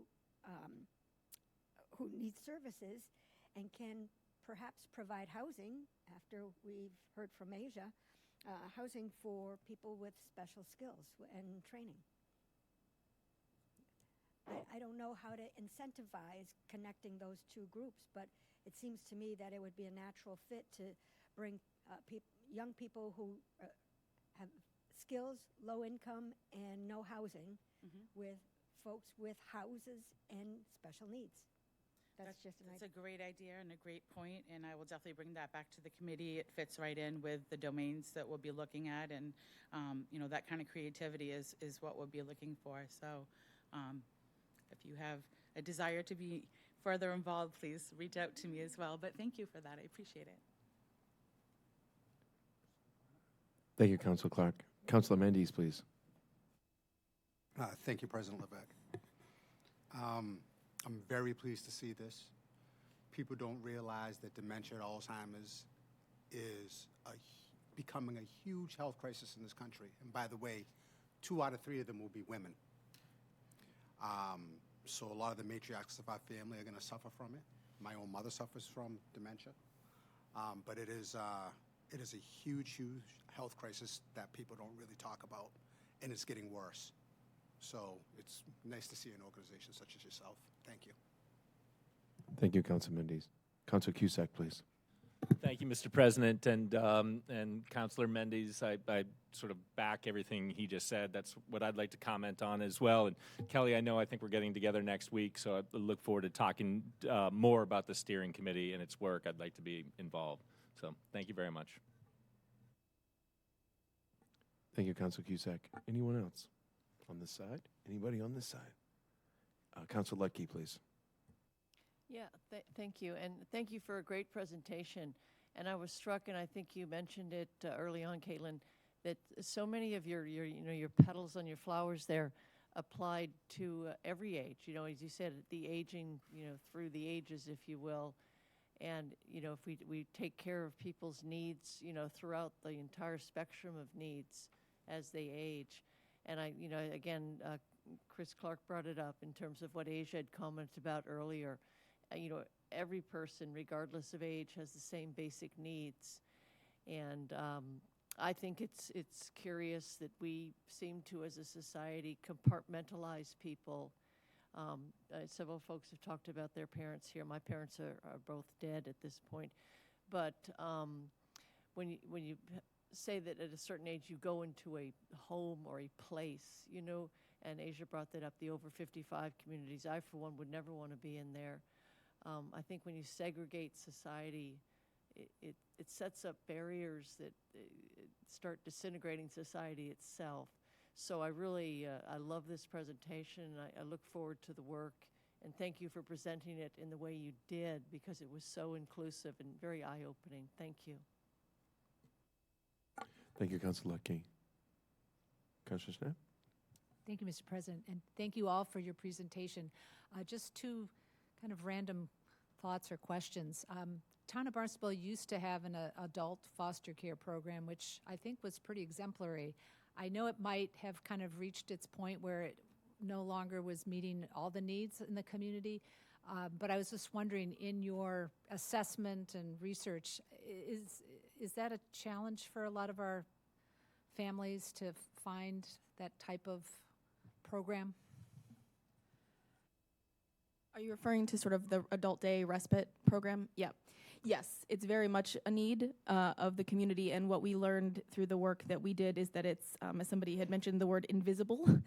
It's one of these burdens that families, they figure out a way to survive in that condition, but having a program like Adult Day and Respite is very much needed in terms of its effect on the broader family system, in terms of people being able to work, have a break. And I don't know about the status of the, you don't have an Adult Day program now? We don't right now. There was one, there was. Let me just clarify something here. I know this, I hate to get into details, but sometimes details are important. So the Cape is unique in that across the Cape we have many what are called supportive day programs. A supportive day program is a program for someone living with dementia, but who can still function in a group environment. It's a non-medical model. It's supported by Elder Services and the Executive Office of Elder Affairs. There's a $4.7 billion grant to support respite day programs, similar to the one that used to be here in Barnstable that's coming down. All of the programs on the Cape have a waiting list because the demand is so great. And so trying to expand those programs, there's a whole discussion about, can we do hybrid programming into another facility? There are all sorts of stuff on the table about how do we skin this cat. But the one thing I will also mention is that the Cape has the best services for people with dementia, specifically Alzheimer's, than anywhere in the state. And that's the Alzheimer's Family Support Group. And I say that, and I spend a lot of time focused on this stuff and meeting with a lot of people, and I haven't seen anybody who can match the work that they're doing.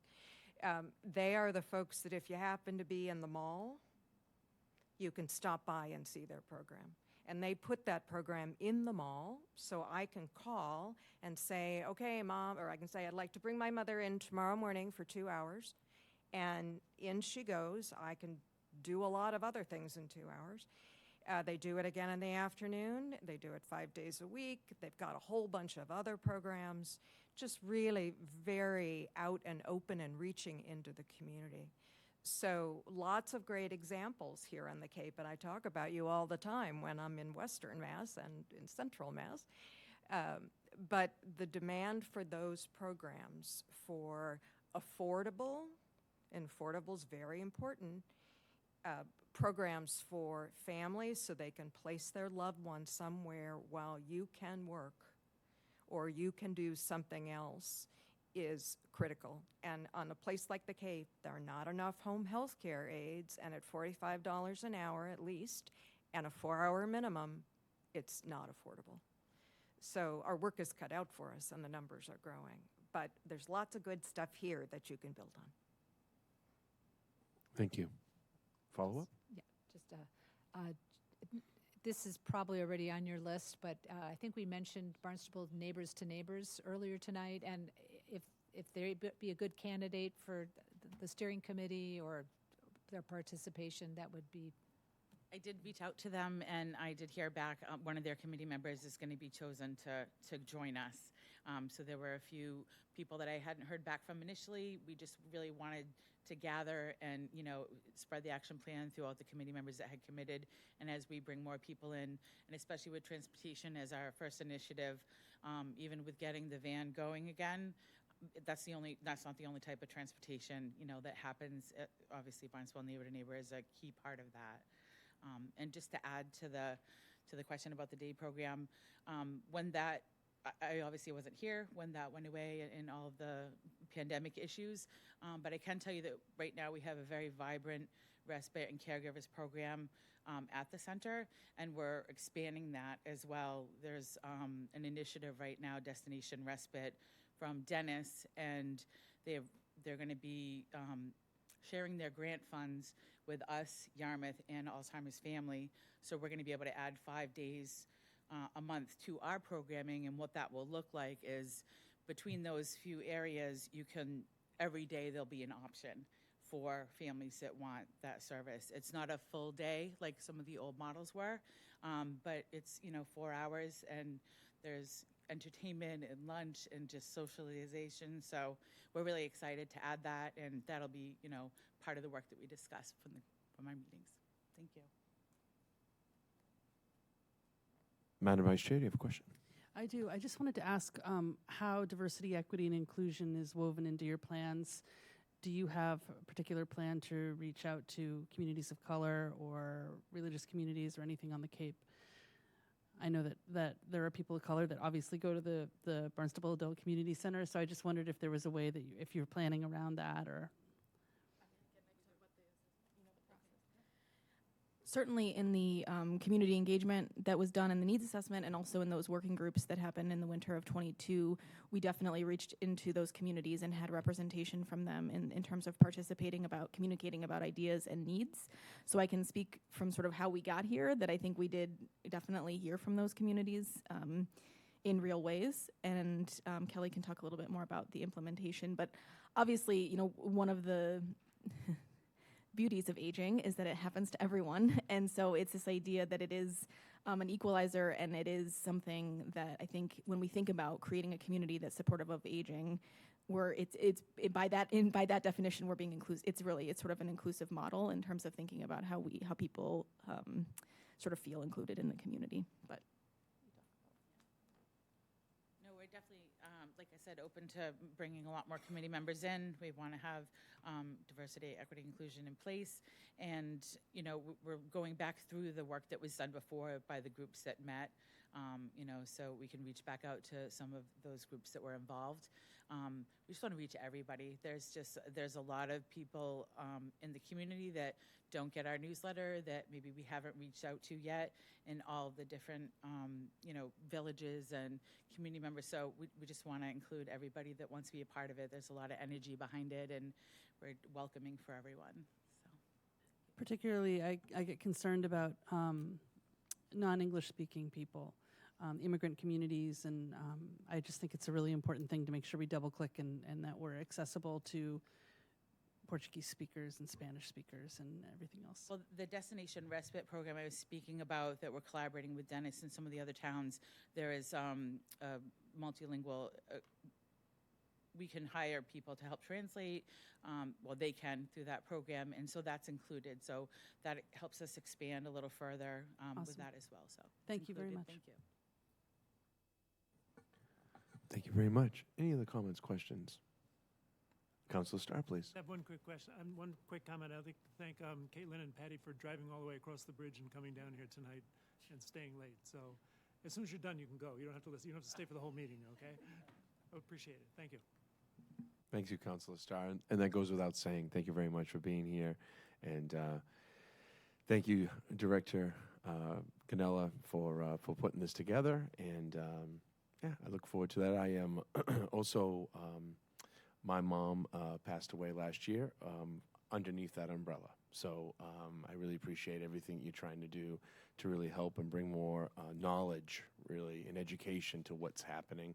And as this baby boomer generation really starts to get older, and we need to be able to recognize and provide services, and even, yeah, the traditional going to a home, as Council Lucky said, that's not necessarily going to be for everybody. And I think in going back, right back to going full circle, right back to our housing and aging in place, and accessory dwelling units, and finding ways to include them in a community, a diverse community, is top of my mind anyway when it comes to those things. So thank you for the work that you do. Appreciate that. And congratulations on getting Madeline Noonan. It's quite the coup. Checkmate. Anyway, so thank you very much for being here. And at this time, I think now we really can move into the orders of the day. So thank you. They did.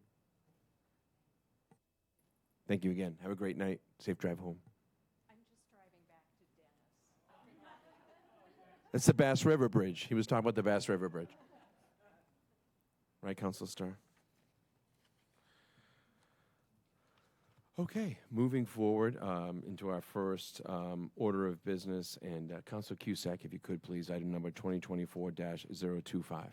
My pleasure, Mr. President. This is old business requiring a public hearing and roll call 2/3 full council. This is item number 2024-025. An appropriation order in the amount of $141,655 to supplement funding for the demolition of the Osterville Recreational Building located at 93 West Bay Road, Osterville. Second. First and second, we have Director of DPW, Daniel Santos, with us for the rationale, please. Good evening, Mr. President, town councilors.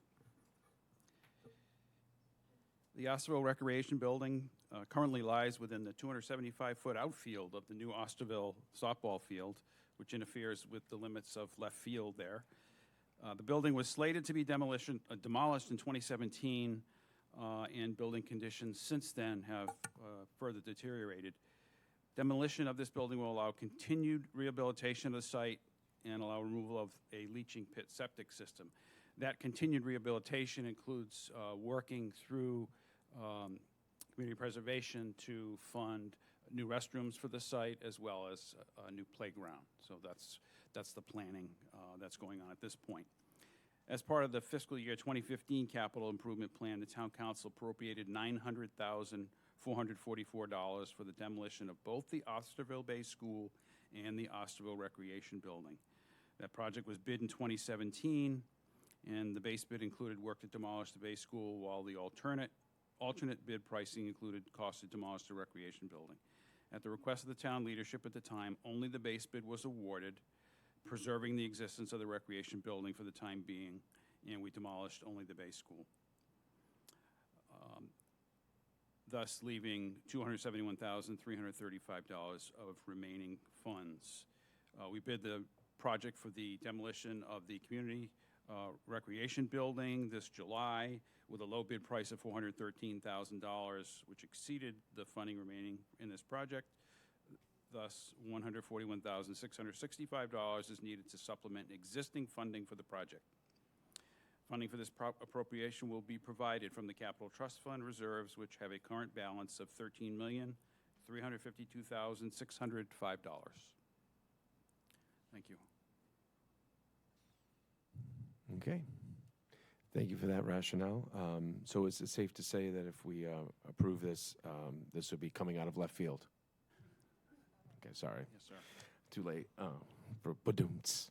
So that being said, is there any, this is a public hearing, so is there any public comment in regards to this item from the hearing room?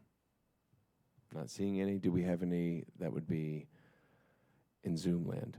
There is no public comment online. Online. Thank you very much. So moving forward, I would close the public hearing. I would ask if there's any public comment in regards to this. Councilor Cusack, please. Thank you, Mr. President. Director Santos, ballpark, if we vote on this tonight, we're talking being able to do the work in October, I believe? Is that? Yes. Yes. Great. Next couple of months. Awesome. I've started conversation with most of the abutters, not all of them. I didn't know if there's any official thing that comes out of your office in regards to this work.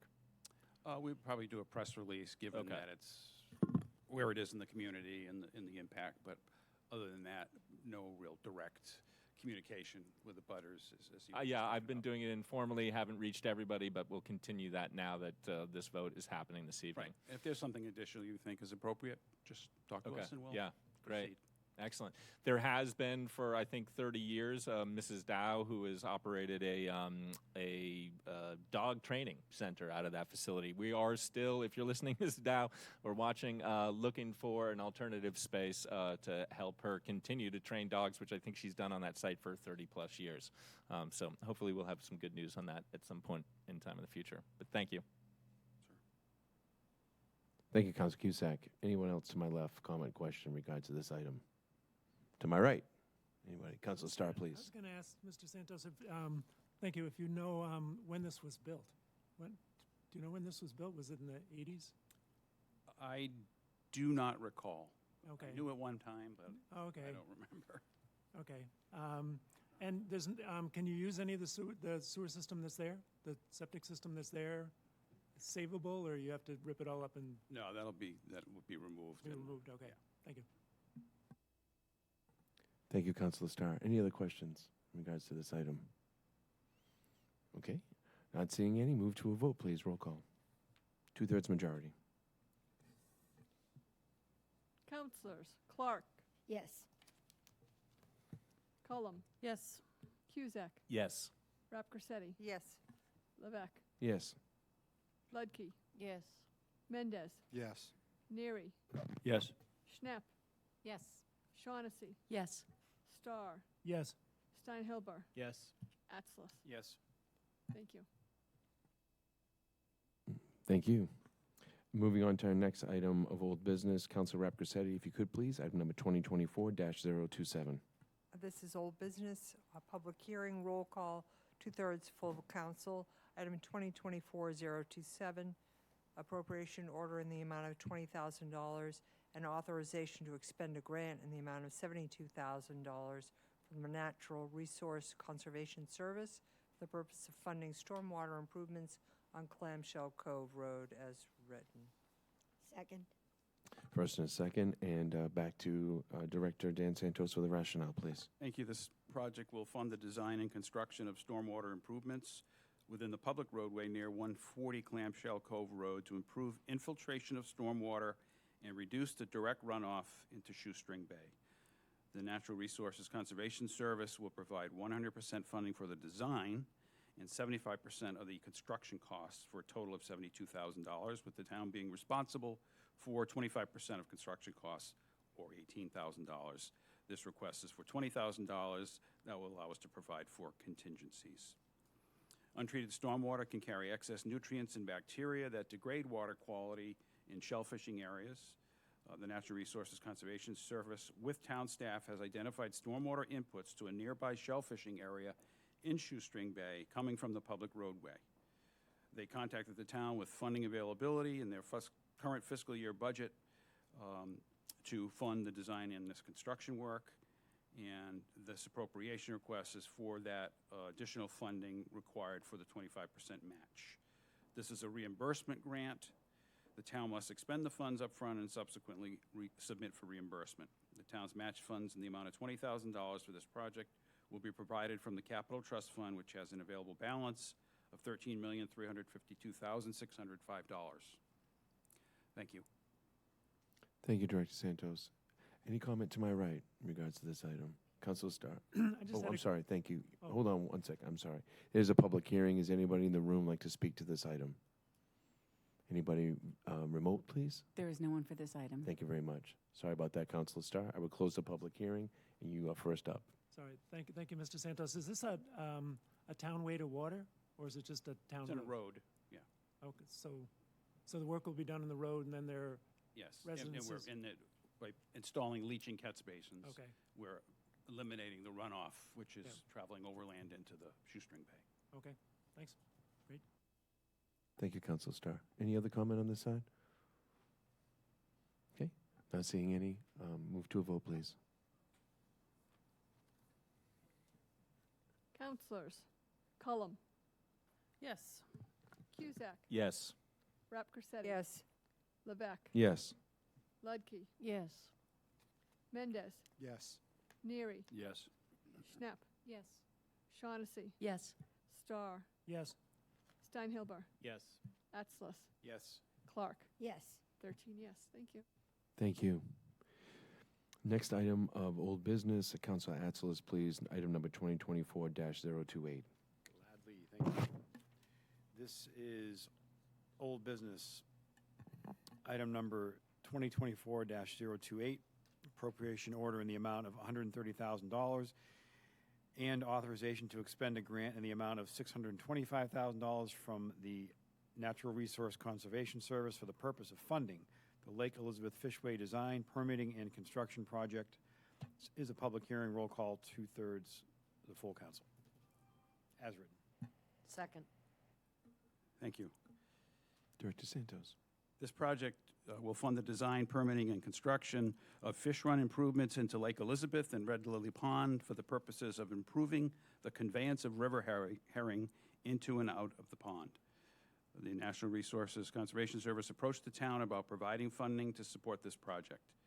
It will be completed in partnership with the Agriculture, U.S. Department of Agriculture's Natural Resources Conservation Service, who will provide funding for the design and 75% of the construction costs, totaling up to $625,000. The town is responsible for permitting and 25% of the construction costs, which totals $255,000. The Department of Marine Fisheries has labeled Lake Elizabeth a historic fish run spawning area in need of fish run restoration.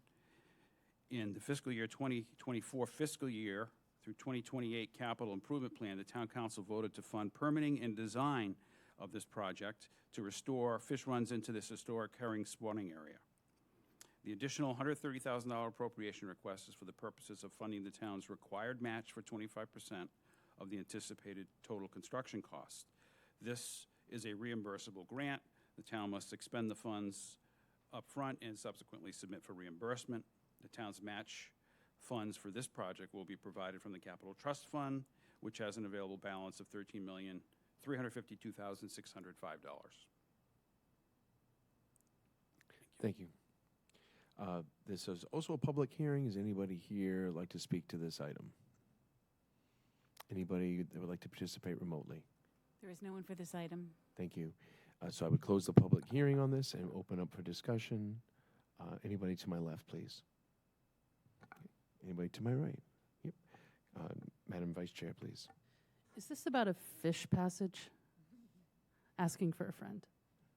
It is. Okay, thank you. My staff thought they were going to trip me up, but not tonight. Actually, I'd like to add on this project that this has been a partnership with the folks in the community there that have expended significant money on the bulk of the design for this project, and they will be providing easements as well at no cost for us to install the infrastructure for this project. So it's been a great working relationship, and I know they're anxious to have this work get done and get those herring back up into the lake. Excellent. Thank you. I have a question. Oh, Councilor Starr. Sorry, thank you. So are there, is there a population of herring now running? No, they're pretty much impeded, given Impeded, the okay. current. So will they be, they're going to put herring in the river and hopefully they'll come back in 3 years, or? That's a question I'm Yeah, okay. not all that familiar I know with. we did that in West So Barnstable. I can get that answer from the Natural Resources Oh, okay. folks. Okay, thank you. Thank you. Anyone else? Okay, not seeing any. Move to a vote, please. Counselors, Cusack, Yes.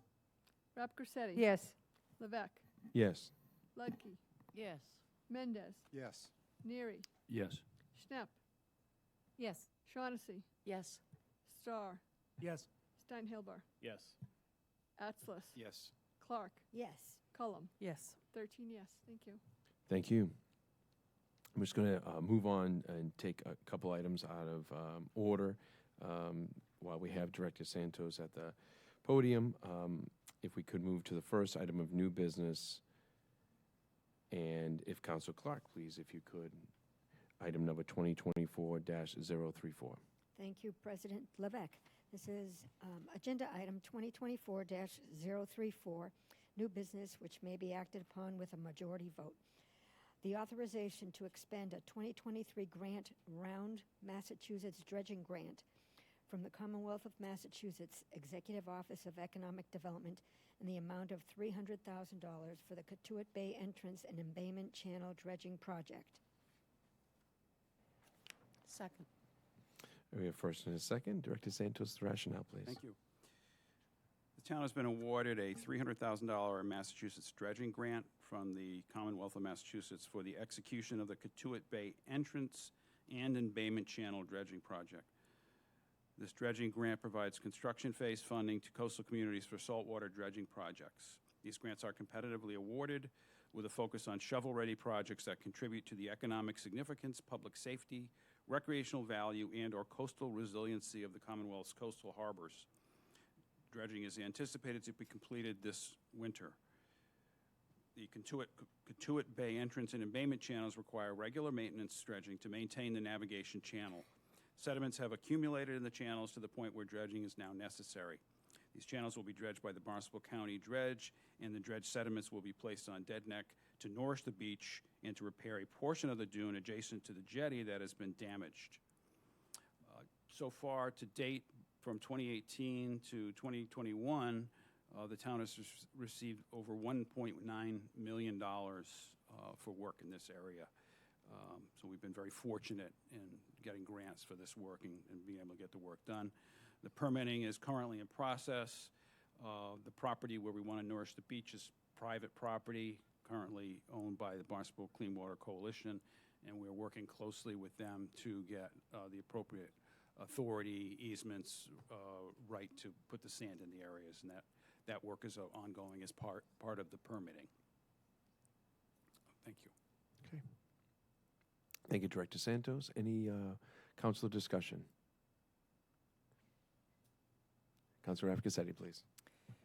Thank you, Dan. This is always good news, especially after the season and, you know, the dredging. It's so nice to see that maintenance dredging is no longer shoved to the end of the line, that it's an ongoing endeavor.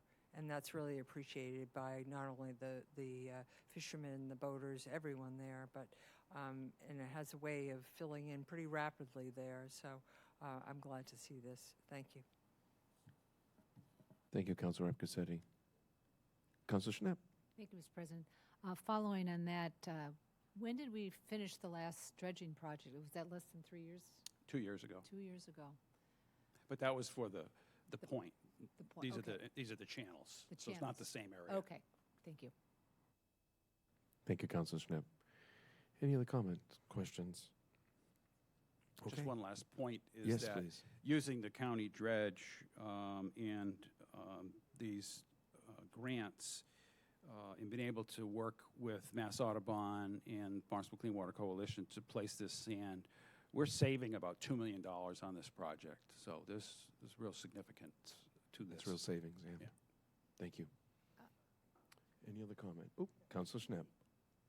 Are we able to use the permits from before to No. place this area? Is it a different permitting then? Yes. Okay.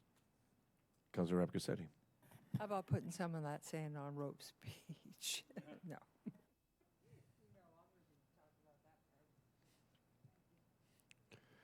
Thank you, Councilor Afcosetti. Any other comment, question? Okay, not seeing any. I'll move to a vote, and please signify your approval by raising your hand and saying aye. I believe that's unanimous. Next item of business, moving down to the last item on the new business. If you could, Councilor Steinhilber, item number 2024-037. Thank you, Mr. President. This is item 2024-037, Order to petition the General Court of the Commonwealth to enact special legislation approving the change of use of approximately 3,400 square feet of land within the Craigville Beach parking lot. This is a public hearing and a roll call vote. Second. First and a second. Director Santos to launch us in the rationale. Thank you. So please. this will be a tag team approach.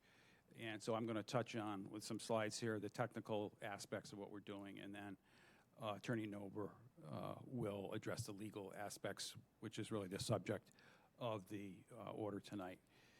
So this is the location. I'm sure you can see it much better on your screen than is shown here. But the area that's colored by Craigville Beach Road and Long Beach Road, that's the sewer area for the project for which this pump station is required. We will be serving 380 approximately parcels in this area, and it accounts for about 63,000 gallons per day of wastewater.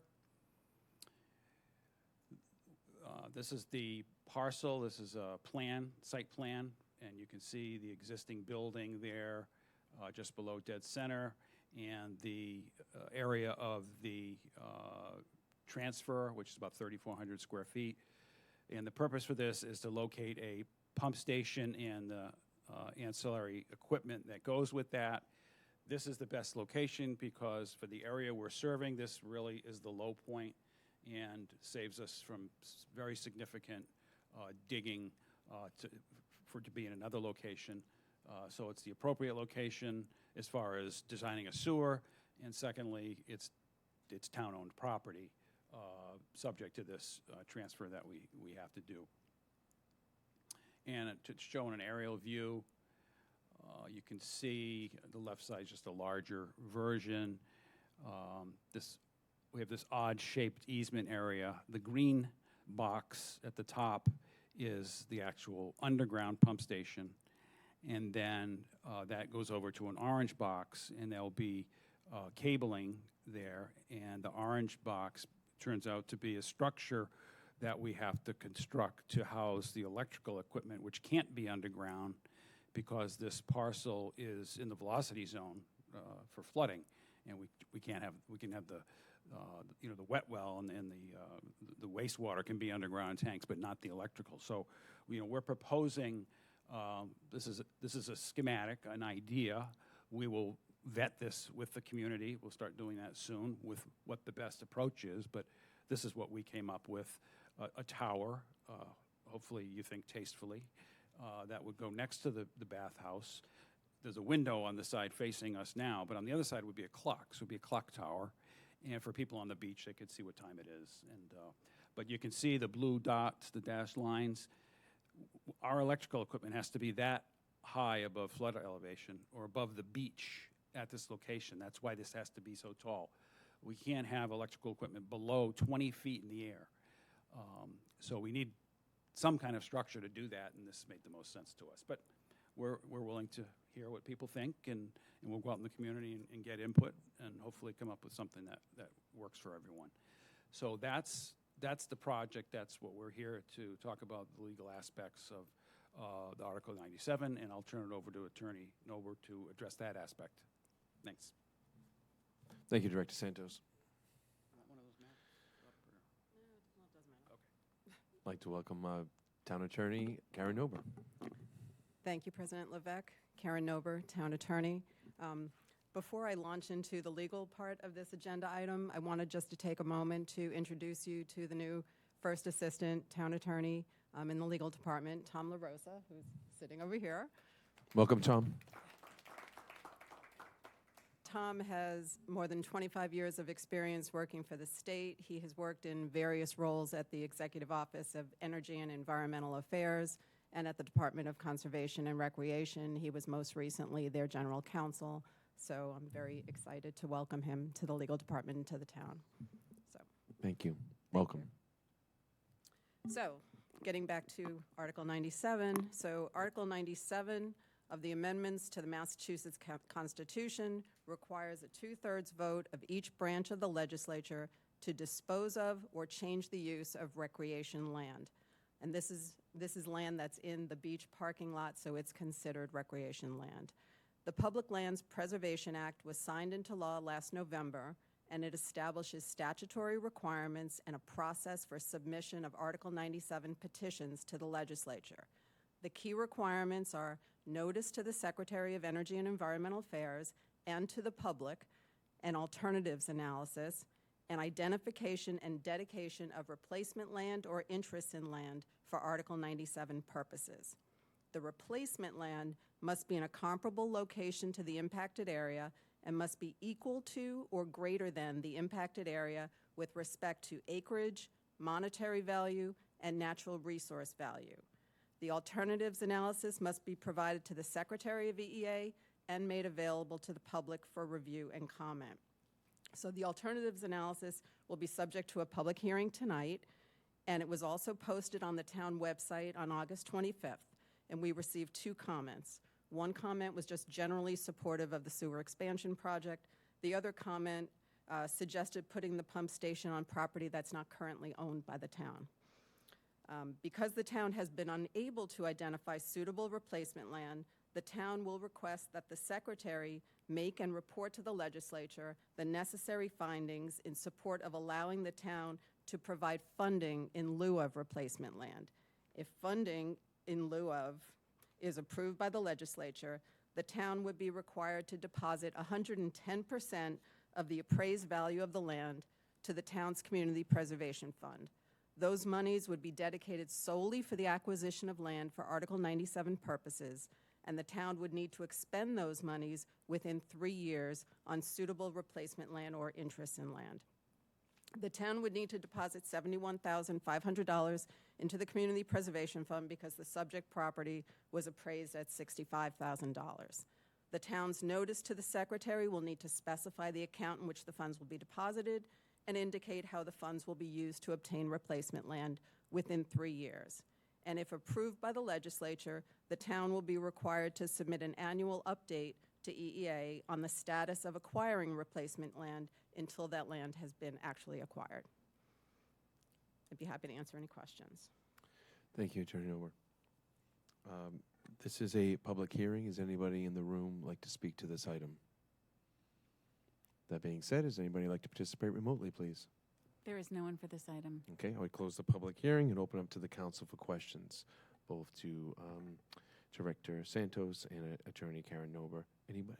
Councilor Shaughnessy, please. My question is for Director Santos. I'm assuming, but I want to check my assumption. What's shown right now, which is the front part on Craigville Beach Road, I'm not even sure if there's a parking spots now, because isn't that right where there's a big crosswalk? Right, for that tower, no, there's not. Well, not where spots. the tower is, but where the closer underground to the pump road, station yes. will be. Yes, there's a couple of parking It's spaces. still going to look like parking lot, Yes, right? We're not exactly. losing parking No. spots.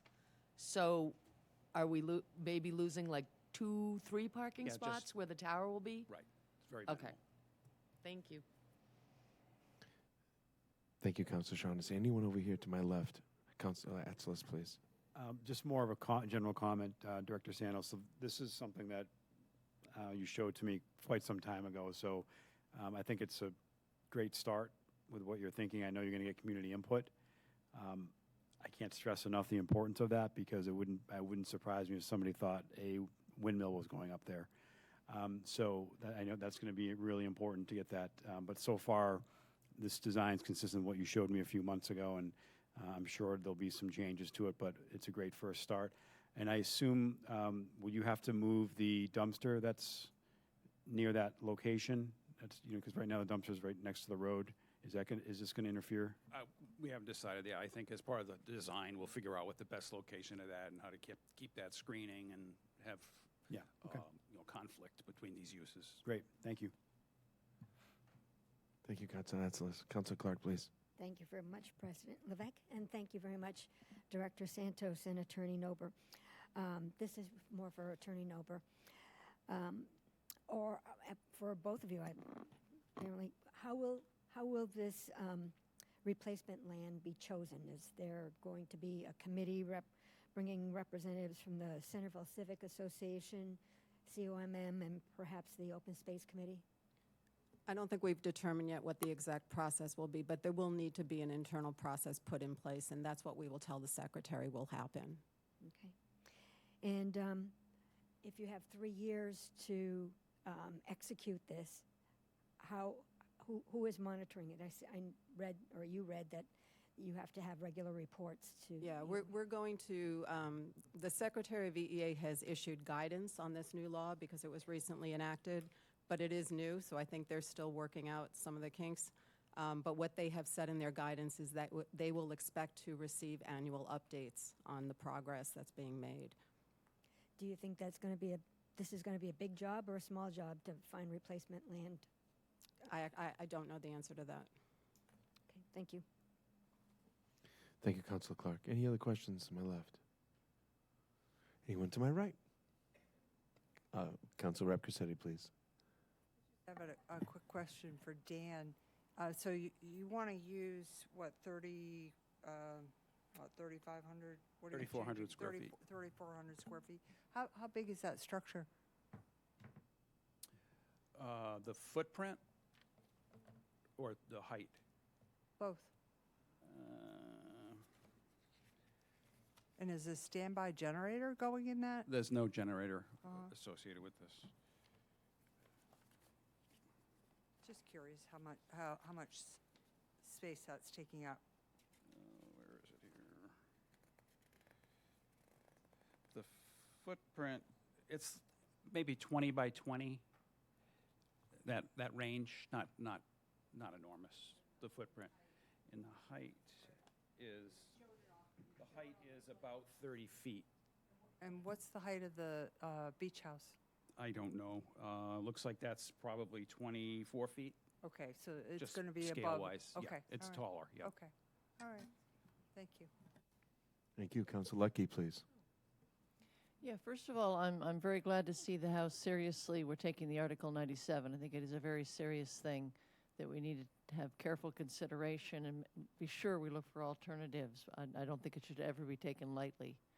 I had the same question. Would there be noise associated with this electrical building? No noise. Okay, and I'm glad to see there might be some other opportunities to look at the design and perhaps the siting as this moves forward, correct? Because that does, 20 by 20 is a pretty big building. That's a pretty big visual impact there at Craigville Beach. It's too bad it couldn't be, looked at the other side where the dumpsters are and things. But I guess that those options will be brought forward as we move forward. Sure. Okay, thank you. Thank you, Councilor Lucky. Councilor Just Starr, a quick please. question. How do you get by without a generator? Are there underground utilities, or? We would, if we needed a generator, we'd bring one on You site. could take one down there, okay. Thank you. Thank you. Thank you, Councilor Starr. Any other questions, comments, Council, in regards to this item? Okay, not seeing any, move to a vote, please. Assistant Town Clerk, Janet Murphy. Councilors, Rap Cressetti. Yes. Levesque. Yes. Ludke. Yes. Mendez. Yes. Neary. Yes. Schnepp. Yes. Shaughnessy. Yes. Starr. Yes. Steinhilber. Yes. Etzlis. Yes. Clark. Yes. Cullum. Yes. Cusack. Yes. 13 yes. Thank you. Thank you. Coming back to, and thank you, Director Santos and Attorney Karen Nober for the presentation, rationale, and answering our questions. Thank you. Moving on back to old business, Councilor Schnepp, please, item number 2024-031. Thank you, Mr. President. This is an item of old business that may be acted upon by a majority vote. This is item number 2024-031, appointments to a board, committee, commission. Resolved that the Town Council appoints the following individuals to a multiple-member board, committee, commission. Disability Commission, Patricia Erickson Taylor as a regular member to a term expiring 6/30/2025. Zoning Board of Appeals, Emmanuel Alves as an associate member to a term expiring 6/30/2024. Second. We have first and a second. Any discussion from the council? Not seeing any. If you could please signify your approval by raising your hand and saying aye. Aye. That is unanimous.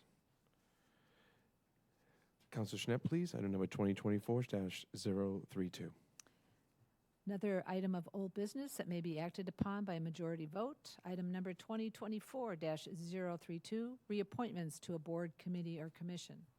Resolved that the Town Council reappoints the following individuals to a multiple-member board, committee, or commission.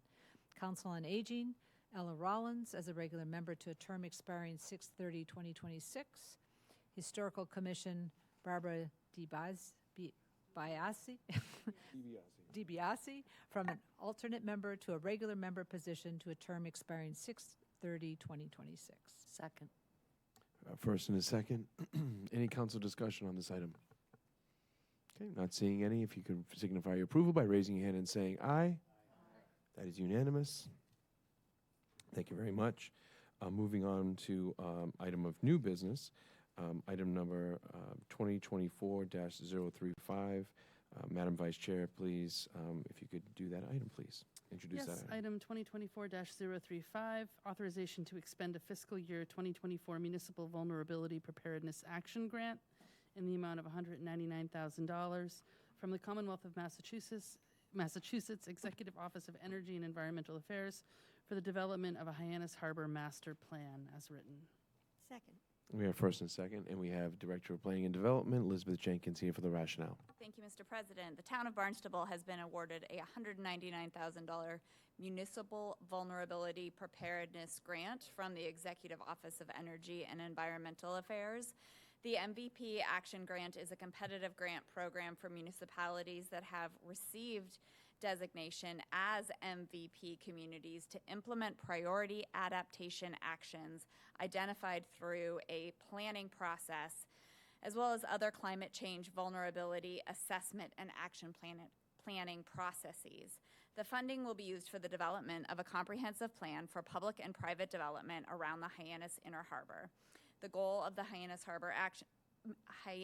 Harbor Master Plan is to better understand the present and future challenges and opportunities of this working and recreational waterfront and create a cohesive strategy for the mix of land uses that activate the harbor area on a daily basis. In addition, we seek to review and plan for the growing development pressures immediately around Hyannis Harbor and better align the current zoning there to meet today's needs, while also making the harbor and associated development areas more resilient to the threats of climate change. The master plan will consider the interactions between public open spaces and private development parcels, ensuring the entire area is designed to cohesively consider people, the environment, and the economy. The plan will include recommendations for future equitable economic development opportunities. Thank you. Thank you. And I'm sorry, thank you for the rationale. And is there any comment, question from the council? Looking to my left. Looking to my right, anyone? Okay, Vice. Yes, I'm excited to see this happen, and it's a long time coming. And I just want to keep foremost in our minds the Fishermen's Alliance that came here and spoke to us, and also the involvement of the Civic Association. I think they would love to be involved in something that isn't dramatically affecting our main street as far as housing is concerned, but instead has something to offer as far as, you know, what we like to be thought of culturally and what our past is like and maritime things. So I'm really hopeful it'll be something like Chatham. It's such a cool experience there, and I would also love to see a permanent farmers market. It's essential that we have that. I cannot believe we don't have that in Hyannis. So that's what I'm really hopeful for, and long after my tenure here, I'll be vocal about this one because it's really important for the vitality of that area. Yeah, it was in response to those conversations that we wrote the economic development components into this grant. So we're thinking about land use, not just from the perspective of private development, but for those economic development opportunities and supporting our blue economy and commercial fishing fleet. It's great. I mean, Saturday morning, I'm going to Four Seas to buy scallops and chopped clams from the midnight hour boat, you know. They just have a truck, a refrigerated truck with it. I mean, it would be awesome to be able to ride my bike over there and get it, you know? Yep. So anyway, thank you very much. I appreciate that. Thank you, Vice President Cullum, and could you pick me up some? Thank you. Council Starr. Ms. Cullum just said everything I wanted to say. This is wonderful news. I know you've been looking for a couple of years to get a grant through, and I know the Hyannis Harbor area needs some zoning work, and it's its own little area that we need to work on economically and just plan for the future. And this is wonderful. Thank you. And I hope groups can be involved in. You're hiring a consultant, but I assume that there's a process to pull people in and get everybody involved. So That's correct. I mean, the way MVP sort of administers their program is they're very focused on equitable community engagement. So that's very baked into to our work plan as part of this. And I mean, the council knows we largely sort of, when we did the downtown zoning, deferred on the harbor because we felt like this planning process was really necessary, that we needed to do that engagement and really think not just about land use, but land use through the lens of resiliency. So we hope that this accomplishes. And I think you need one more thing on your plate. So this is good. Yeah, me too. Vice President Cullen, I please. just want to add one more thing. You know, as we passed form-based code and we have all these units coming into Main Street, we still have no grocery store that's walkable. This is essential when we're building neighborhoods, which is what I think we're doing. So I hope we can just keep a really open mind and push the boundaries a little bit to provide something for our new family and friends, right? Thank you. I can do that, ma'am. And just to follow up on Vice President Cullum's, and the things, the research that I've done on downtowns and things of that nature is when you build, the housing comes first. And then when you build the housing and make it more of a neighborhood, then it gives opportunity to take a village green and develop a playground, make that more of a space where people can gather. And it's not just it looks like a college campus, and not to criticize, because it was designed to be a college campus, so that's how it was. So, but we are looking into that, and Director Jenkins, and when Hyannis, and there'll be those who may remember, or at least their parents would, that when Hyannis was a residential neighborhood, before we pushed all the residential out, there was the original Stop and Shop was right here in downtown Hyannis. So I know I speak for many who grew up here but there was something to support that before all the business was pushed out to 132. So we're trying to bring that back, use the opportunity to have housing so that those things would be possible, and not just that, but a viable farmers market and things of that nature. So, and again, so thank you for this. And again, this is a lot of hard work, a lot of digging deep in finding resources that will help us get to where we need to be. So thank you for that. I appreciate it. Any other council comment in regards to this item? Okay, with that, I'm sorry, it is a majority vote, so please raise your hand and signify approval by saying aye. Aye. It's unanimous. Thank you very much. And with that, I believe we have one more item of new business. Councilor Starr, please, if you could, item number 2024-036. Thank you, President Levesque. This is new business, referring to a public hearing, 9/21/2023. Item 2024-036, order waiving inspection fees for public libraries in the town of Barnstable for a period of 1 year. Second. We have first and a second. Again, referring to a public hearing. If you could please raise your hand with signify approval by saying aye. Aye. It's unanimous. And that was our last item of a new business. If I may. Yes, President please. Levesque, I do want to congratulate the town. In today's agenda, I took the time to add up the amount of money that was brought in through grant money, and if my math is correct, is $1,200,000 worth of grant money that did not come necessarily from the town of Barnstable's taxes, came from perhaps state taxes or federal taxes, but I thank the effort at the town various levels for working hard to leverage grant money. It shows today. Thank you. Thank you, Councilor Clark. And with that, I would entertain a motion to adjourn. Move to adjourn. Second. We have first and a second, and if you could raise your hand, signify approval by saying aye. That is unanimous. Good night, everybody. Thank you so much for being here.